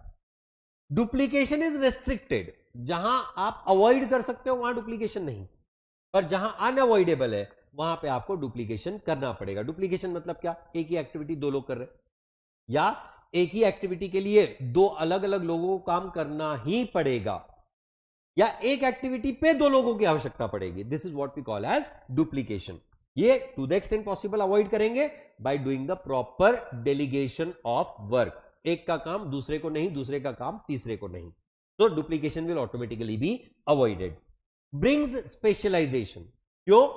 किसका काम क्या पहले से तय है, तो हर व्यक्ति को पता है कि मेरा काम सिर्फ एक पर्टिकुलर एक्टिविटी कंप्लीट करना है, तो वो बंदा सिर्फ अपने ही काम पे फोकस रहेगा ही नहीं, और जब वो बंदा एक ही काम बार बार रिपीटेटिव बेसिस पे करेगा तो he will get specialized into that और नॉट। जैसे हाल फिलहाल आपके घर में आपका काम क्या? पढ़ाई करना। अगर आप सुबह शाम सिर्फ पढ़ाई पे ही फोकस्ड हो और पढ़ाई ही कर रहे हो तो आप उसमें स्पेशलाइज्ड हो जाओगे या नहीं। जब तक आप एक प्रोफेशनल नहीं बन जाते तब तक your focus will be only on मेरा सिलेबस कितना है, मेरे को कौन से टारगेट डेट पे एग्जाम देनी है, उसके हिसाब से मैंने कितनी पढ़ाई कितने दिन में करनी चाहिए, and I am doing that only, I am specialized into that. अब मेरे घर में मेरा रोल क्या? पैसे कमा के लाना। फिर वो मैं चोरी करके लाऊं या किसी का खून करके लाऊं, मेरे को पैसे कमा के लाने हैं। वो बात अलग है कि मैं कोइंसिडेंटली सीए बन गया और इज्जत से पैसे कमा सकता हूं। तो कहने का तात्पर्य क्या? हर बंदे का एक काम तय होता है, और जब वो बंदा वही काम बार बार लगातार रिपीटेटिव बेसिस पे करेगा तो that person becomes specialized into the given activity.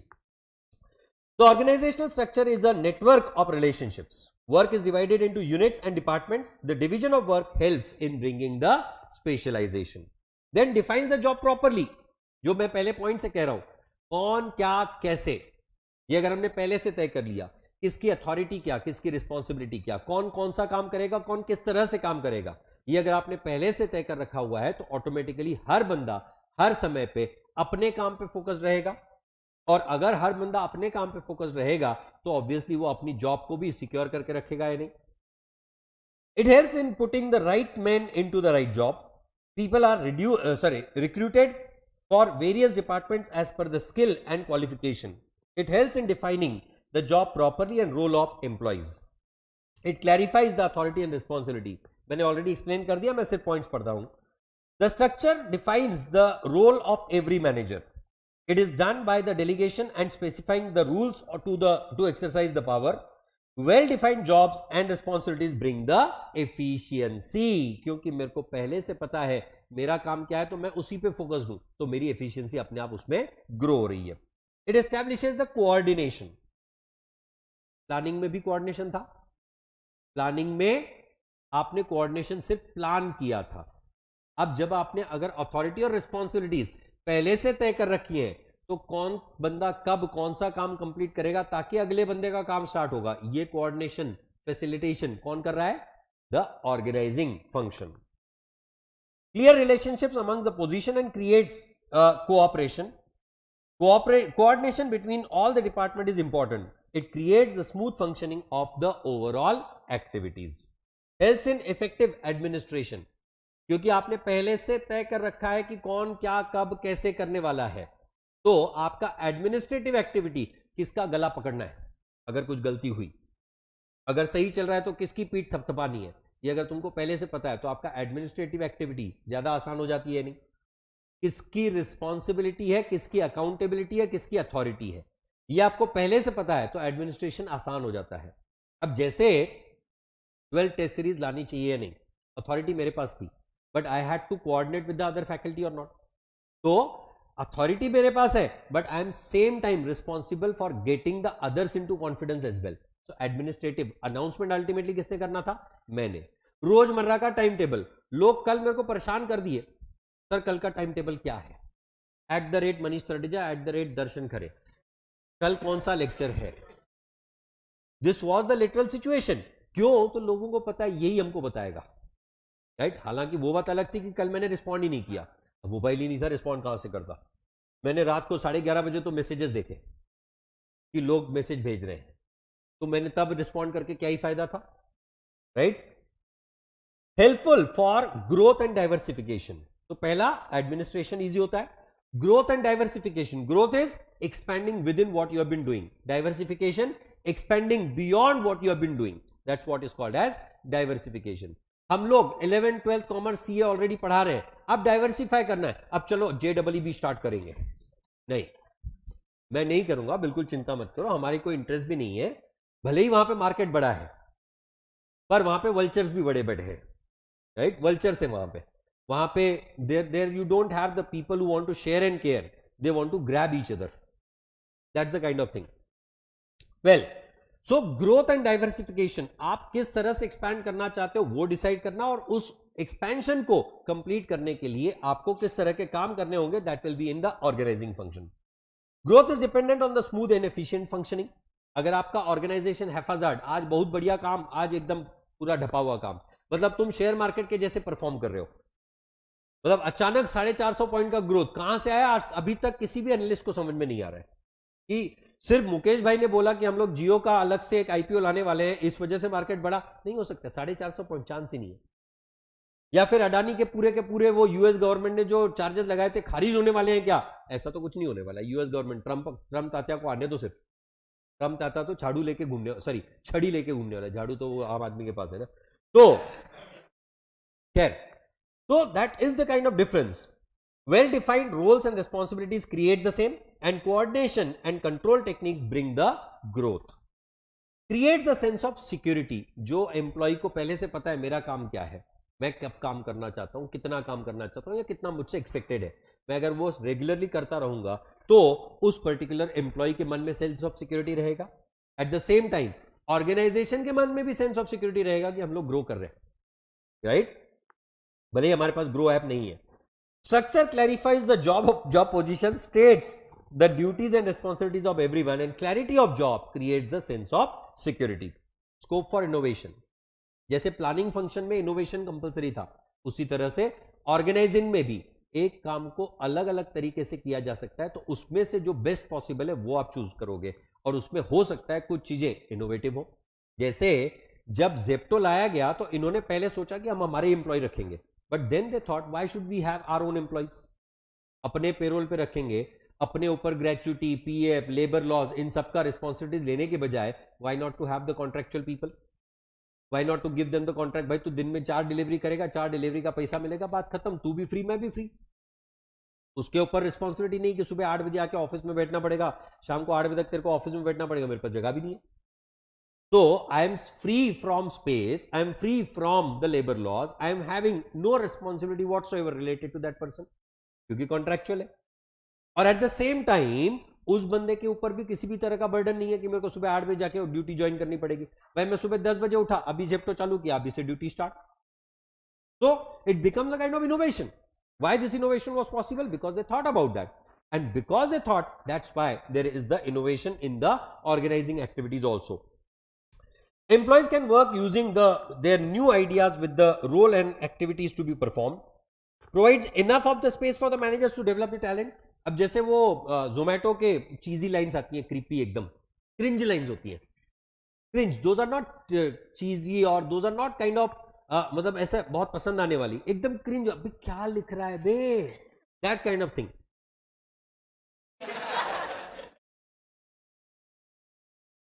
चाय विथ 2 हार्ट्स। तो मतलब दीपेंद्र गोयल को हमेशा फीलिंग आती है कि मेरी बीवी मुझसे हर समय यही पूछती रहे, एंड पब्लिक प्लेटफॉर्म पे बंदा आके बोलता है कि मेरे घर में सारे ऑर्डर जोमेटो पे होते हैं, we don't make food at home at all. सच में भी वो पब्लिक प्लेटफॉर्म पे जाके आके बोल के गया ये कि मेरे घर में मेरे घर में किचन में चाय भी नहीं बनती है, वो भी बाहर से आती है। मैं जोमेटो का मालिक हूं, जोमेटो तो यूज करूंगा ही करूंगा ना। हाँ ठीक है कर, इतना चाय भी घर पे नहीं बनती है, मतलब किचन ही नहीं बनाया जैसे। Well sorry, so innovation will be there, helps in optimum utilization of resources. I need not explain it, you have understood it better. The next function, आज ये स्टाफिंग फंक्शन खत्म करके आज रुक जाएंगे, और क्योंकि बहुत ज्यादा एक दिन में डंप करना भी गलत बात है। कल मैं क्या करूंगा, बचे हुए फंक्शंस खत्म करूंगा और क्वेश्चन आंसर स्टार्ट करेंगे, तो उस तरह से। और परसों से जो हम लोग लेक्चर्स देंगे उसमें part of the session will be conceptual understanding and part of the session will be question. In fact आज से स्टार्ट कर सकते हैं, कल से क्यों। चलो write down the importance of planning. Notebook नहीं लाई, ठीक है, फिर कल से स्टार्ट करेंगे। अभी फिर स्टाफिंग फंक्शन को खत्म कर लेते हैं, राइट। मतलब छोड़ूंगा तो नहीं ना, पढ़ा के तो जाऊंगा। हाँ इधर भी आज कंटिन्यूस 30 लोग बैठे, मेरी एक्सपेक्टेशन के बहुत बियॉन्ड, कंटिन्यूस और कंटिन्यूस बेसिस पे। हाँ 30 का आंकड़ा नीचे गया ही नहीं है। सिर्फ शुरुआत में जब 2-4 थे ना, मेरे को डर लग रहा था भाई कहाँ गए, पर है तो मुझे अच्छा लगा तुम हो, यस ऐसे ही बने रहो। हाँ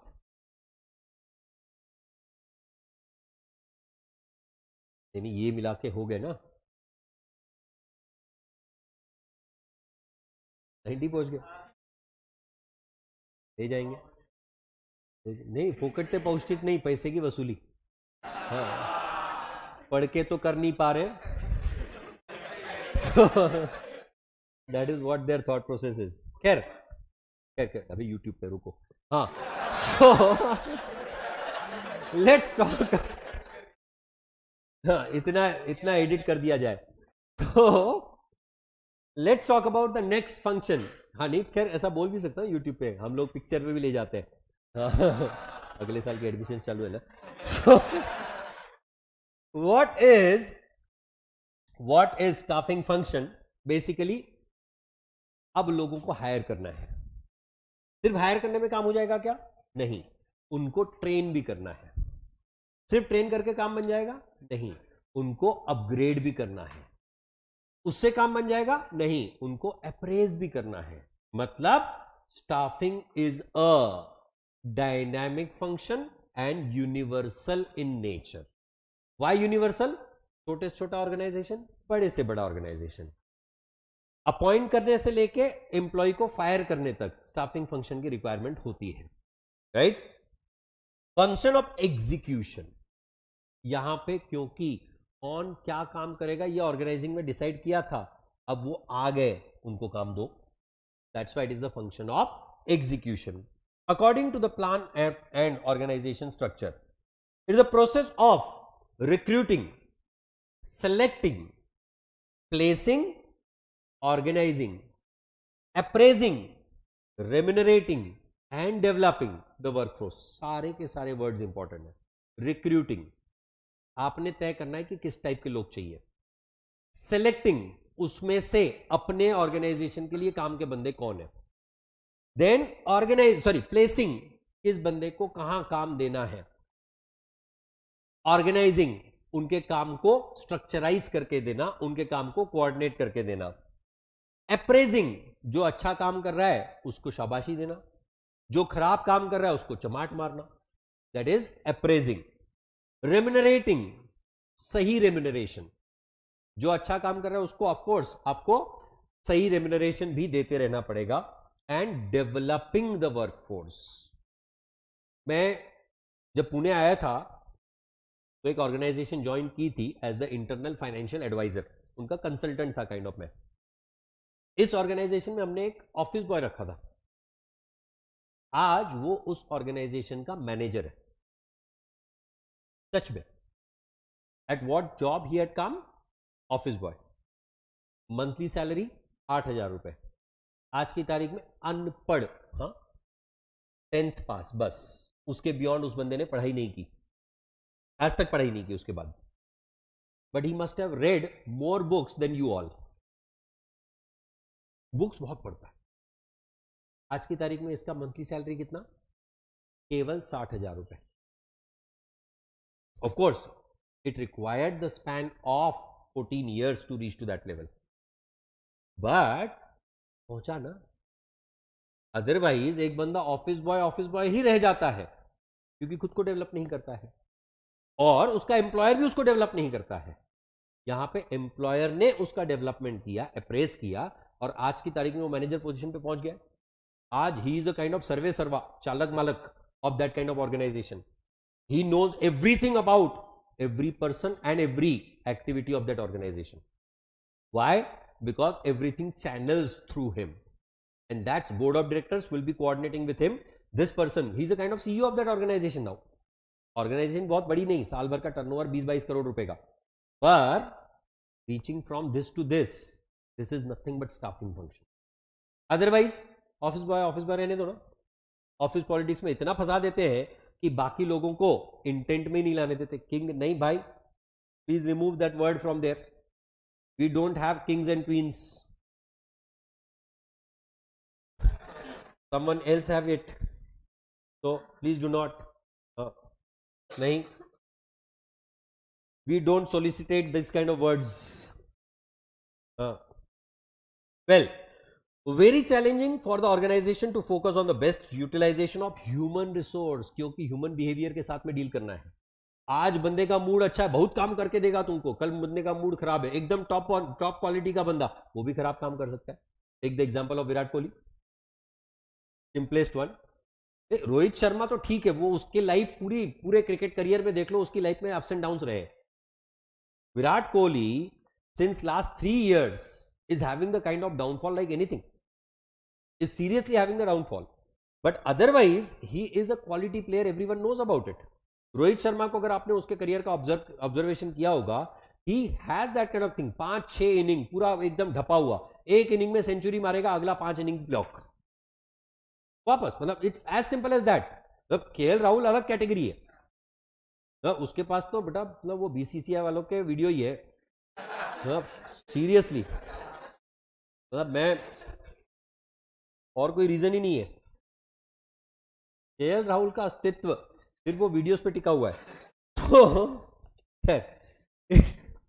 with due respect,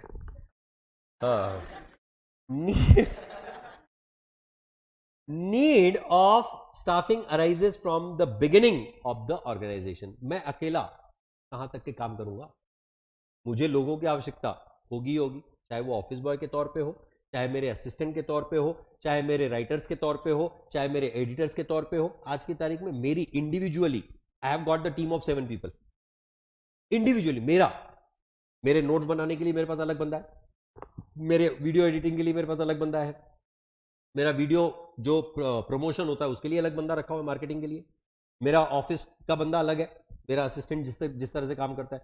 I have got the different category of people. मेरा प्रिंटिंग का बंदा अलग है। Why I do have this kind of setup separately available? It's not because I'm having some grudge with Ekatvam or something like that. Nothing of that kind.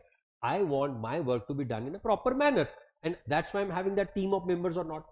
तो मैं हूं एकत्वम के साथ इंटीग्रेटेड स्टिल, मतलब एकत्वम का स्टाफ भी मेरे लिए काम करता है, but at the same time I'm having my own individual team of people working with me also. Why? Because you need the people to work with. कई बार ऐसे होता है विकास के ऊपर बहुत ज्यादा लोड होता है, मल्टीपल काम, टेस्ट सीरीज चल रही है, नोट्स अपडेट करने हैं, अगले साल के नोट्स बनवाने हैं, इन सब चीजों में वो इतना इन्वॉल्व होता है कि इंडिविजुअल हर फैकल्टी का काम तो नहीं कर सकता है। फैकल्टी 7 और स्टाफ टोटल 5, तो किस तरह से वो हर टाइम पे हर फैकल्टी का काम करके देंगे, right? What is the importance of staffing? Effective managerial function. अगर आपका स्टाफ अच्छा है, अगर आपके पास लोग सही है, तो आपका मैनेजमेंट का काम आधा हो जाता है। क्यों? तो वो एम्प्लॉइज को पहले से पता होता है ना कि उन्होंने क्या काम किस तरह से करना है, और वो उस तरह से अगर एक्टिविटी करते रहे तो आपको उसमें कोई एडिशनल एफर्ट डालने की आवश्यकता नहीं पड़ती है। इसलिए this is called as an effective managerial function. Key to the effective performance of the other functions, competitive workforce can work effectively in different departments. The outcome of the other functions is based on the effective staffing. अगर आप मतलब अपनी Indian cricket team बहुत जबरदस्त काम करती है, सबको पता है, इसमें आप 2-4 गली क्रिकेट वाले भर दो, because of that internal politics, the top notch team of the country will fail like anything. Take the example of RCB. On paper, one of the best team, but is not able to achieve till date. RCB or South Africa can relate to each other like anything. The ultimate chokers of the cricket world, right? So seriously so. So with due respect to all the fans of RCB, और south African fan भी है क्या यहाँ पे? नहीं ना? तो Africa नहीं ना? हाँ, ये तो पता चले वहां से किसी को लेके आ रहा है तू. हाँ,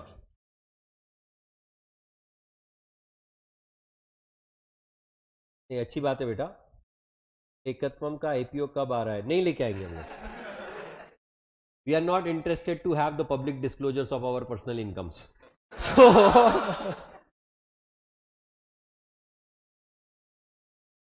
it leads to the effective utilization of resources. Let's not talk about this again.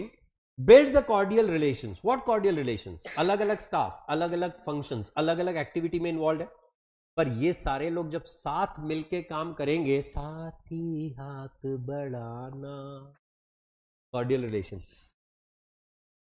cordial relation खत्म. Don't have a ship together, right?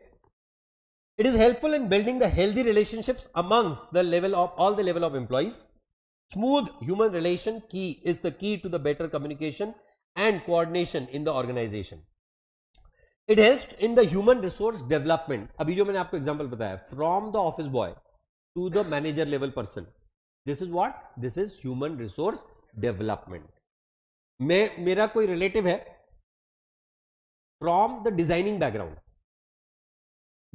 background. वहां से that person came to IT.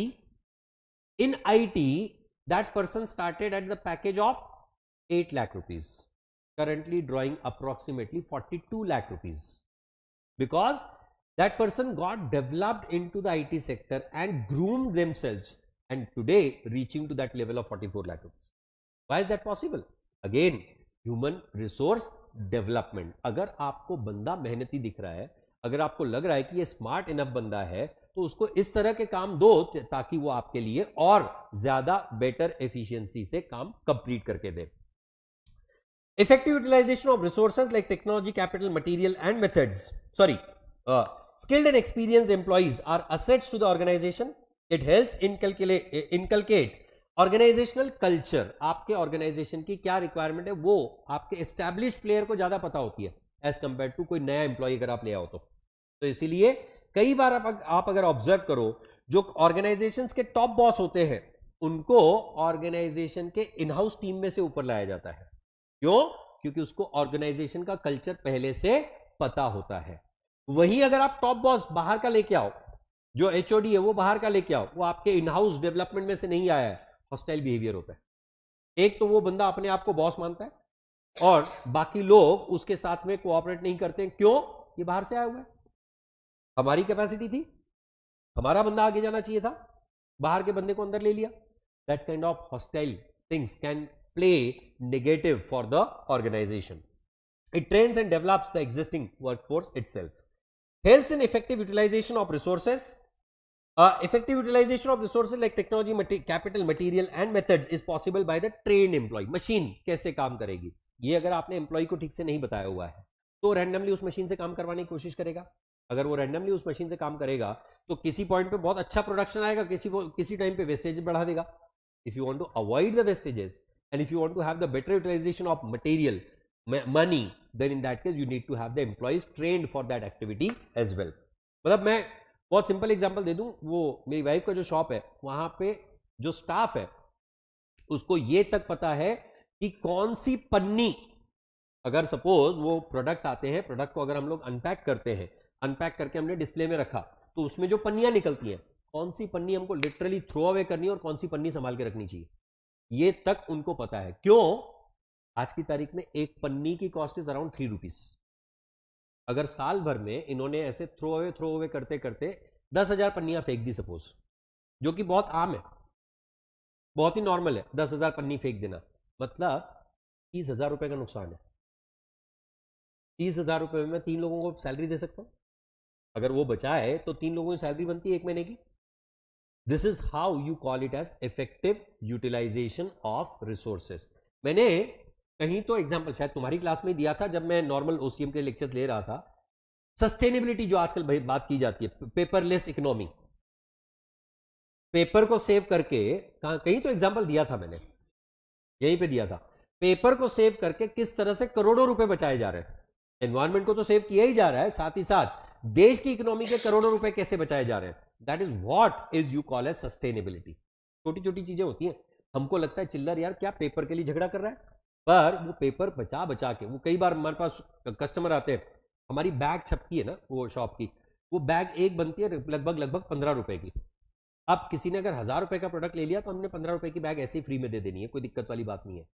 फिर वो जनरली अब हमारी बैग स्टर्डी है, वो बाद में बहुत काम आती है इनको, कपड़े की बैग है एकदम सस्टेनेबिलिटी, यू नो, हम लोग वो फालतू के कपड़े, वो नॉन वोन वगैरह कम यूज करते हैं. तो कस्टमर मेरे को 2 प्रोडक्ट लिए तो दोनों अलग अलग बैग चाहिए, तो वी रिजेक्टेड आउटराइट, नहीं मिलेगी. तो कुछ कस्टमर नाराज होते हैं, क्या तुम एक बैग देने के लिए इतना झगड़ा करो, इतना माल लेके 1,000 रुपए के लिए इतना माल लिया तुमसे और तुम वो एक बैग के लिए झगड़ा करो. नहीं सर, नहीं दे सकते, वो हमको हिसाब देना पड़ता है. This is how we reply. Why? मान लो अगर इस तरह से मैंने साल भर में सिर्फ 5,000 कस्टमर्स को एक एक बैग एक्स्ट्रा दी, it goes to 75,000 rupees a year. छोटी छोटी चीजें होती है. 30,000 रुपए की पन्नियां अगर बचा ली मैंने, 75,000 रुपए के अगर बैग्स बचा लिए और इस तरह से अक्यूमुलेट कर, सर पर वो अगर आप दे देते फ्री में तो आपकी मार्केटिंग हो जाती, 2 कस्टमर और आ जाते, आपके पैसे तो ऐसे ही वसूल हो जाते, कस्टमर को तो वैसे भी आना. अगर वो उस पर्टिकुलर मार्केटिंग करनी है तो मार्केटिंग के तो अलग चैनल है ना, उसके लिए तो मेरे पास अलग एलोकेशन होता है. Why would I do the marketing only through, तो उसको जो रिक्वायरमेंट था उसकी बैग तो उसको दे दी ना, उसमें से तो मार्केटिंग हो रही है, राइट. सर इससे कस्टमर टूट गया तो, अगर एक बैग नहीं देने की वजह से कोई कस्टमर आपकी तरफ से टूटता है, आपके बिजनेस से बाहर जाता है, that customer is not worth maintaining. You also need to understand that कि क्या उस कस्टमर को मेंटेन, 15 रुपए का था ना, एक बैग की बात थी, एक बैग की वजह से अगर वो छोड़ के चले जाता है, नहीं यार मैंने अब तुमसे खरीदी नहीं करनी, क्यों, तो तुमने एक बैग नहीं दी मेरे को. अगर इतना इगोइस्टिक बंदा है तो वो कस्टमर ना रहे ना, वो ज्यादा बेटर होता है. क्यों? तो एक बार अगर आपने किसी को खुश करने की कोशिश की तो अगली बार उसकी डिमांड बढ़ेगी, और खुश करने की एक लिमिट होती है, राइट. खैर, it improves the efficiency of the organization, क्योंकि स्टाफ ट्रेंड है, स्टाफ को पहले से पता है कि कल्चर क्या है, किस तरह से काम करना चाहिए उसको पहले से पता है. तो ओवरऑल आपके ऑर्गेनाइजेशन को जो प्रोडक्शन कैपेसिटी है, प्रोडक्शन की जो एफिशिएंसी है वो बढ़ जाएगी, ज्यादा प्रोड्यूस हो पाएगा. आप सिंपल एग्जांपल ले लीजिए. There are 2 separate organizations, one is Aditya Birla fashion and retail limited and another is Trent limited. दोनों कपड़े में, but Aditya Birla fashion limited is struggling since last 20 years.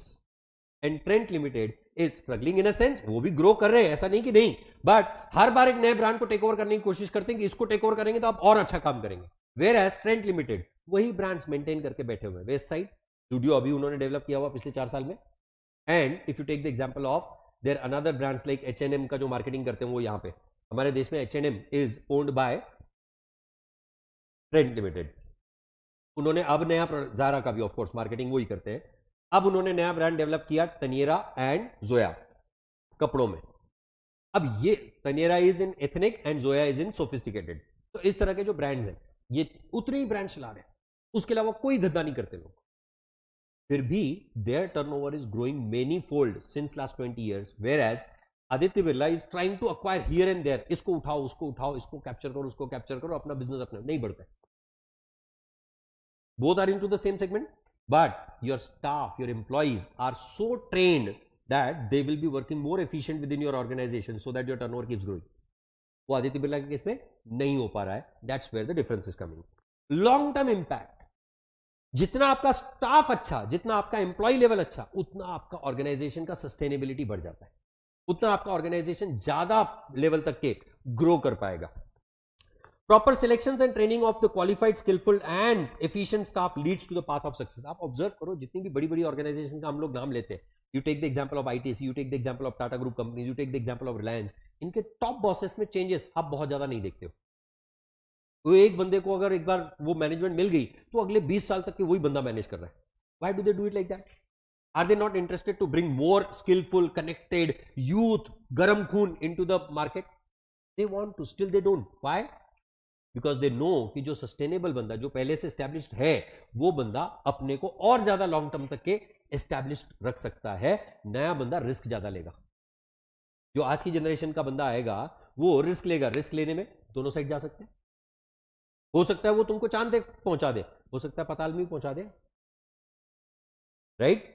Byju's is the best example, Paytm is the another example, वही physics वाला is also the example.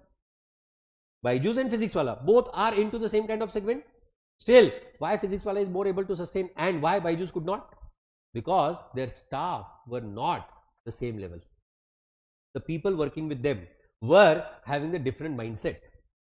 और ये कहां पे फर्क पड़ता है? टॉप बॉस से फर्क पड़ता है, टॉप मैनेजमेंट से फर्क पड़ता है। Level by level everyone has to think of the overall growth of the employees. Employee grow होगा तो ऑर्गेनाइजेशन अपने आप ग्रो होना चालू होगी। That is what we call as the long term impact. Essential contribution, हर बंदा आपके ऑर्गेनाइजेशन में कुछ ना कुछ करके काम कर रहा है, आपके ऑर्गेनाइजेशन को कोई ना कोई तरीके का कंट्रीब्यूशन दे रहा है। Staffing ensures continuity and growth for the organization. Selection is based on the prospective efficiency. आज वो बंदा क्या कर रहा है वो नहीं, मेरी ऑर्गेनाइजेशन में आने वाले समय में मेरे लिए क्या कर सकता है, that is important. That is why prospective efficiency and organization can meet the future challenges wisely. Provide the job satisfaction. क्यों? अप्रेजल हो रहा है, सही रेम्यूनरेशन मिल रही है और आप उसको सही तरह से अपग्रेड कर रहे हो, डेवलप कर रहे हो, तो वो आपकी ऑर्गेनाइजेशन में सेफली सेटिस्फाइड लेवल पे काम करता रहेगा। सो स्टाफिंग फंक्शन, बिकॉज ये सिर्फ हायरिंग नहीं है, मेंटेनेंस भी है, इसीलिए it creates the job satisfaction for the employees as well. Employees are more motivated through the financial and non-financial incentives. Adequate remuneration increases the morale of the employees, and training and development provides the job satisfaction, and it maintains the harmony between management and employee. वो cordial not discord, harmony not discord is one of the function, one of the principle laid down by Taylor uncle. Harmony not discord, principle of Esprit de Corps, सबने एक तरीके से एक team में काम करना चाहिए। ये सारे जो हैं principle of harmony, Fayol uncle के 2 principle, principle of esprit de corps and principle of harmony, and Taylor uncle का harmony not discord. What is this? कि मैनेजमेंट और एम्प्लॉय ये एक ही ऑर्गेनाइजेशन के 2 इंपॉर्टेंट चक्के हैं और ये दोनों चक्के साथ में काम करेंगे तो ही गाड़ी आगे बढ़ती रहेगी। That is what the staffing function does for the organization. Regular appraisals and promotion of the employees is done based on the merit. Criteria is made and communicated to the employees in advance, and this brings the peace and harmony. Politics कम होगा तो harmony बढ़ेगी, otherwise there will be the disturbance. All right. So this was about the function of management being staffing function. 3 functions हमने खत्म कर लिए। कल बाकी के 3 फंक्शंस खत्म करके हम लोग राइटिंग प्रैक्टिस करेंगे। कल इस टॉपिक को खत्म करेंगे और परसों हम लोग बिजनेस सर्विसेज नाम के चैप्टर को स्टार्ट करेंगे। That's it, thank you, bye bye.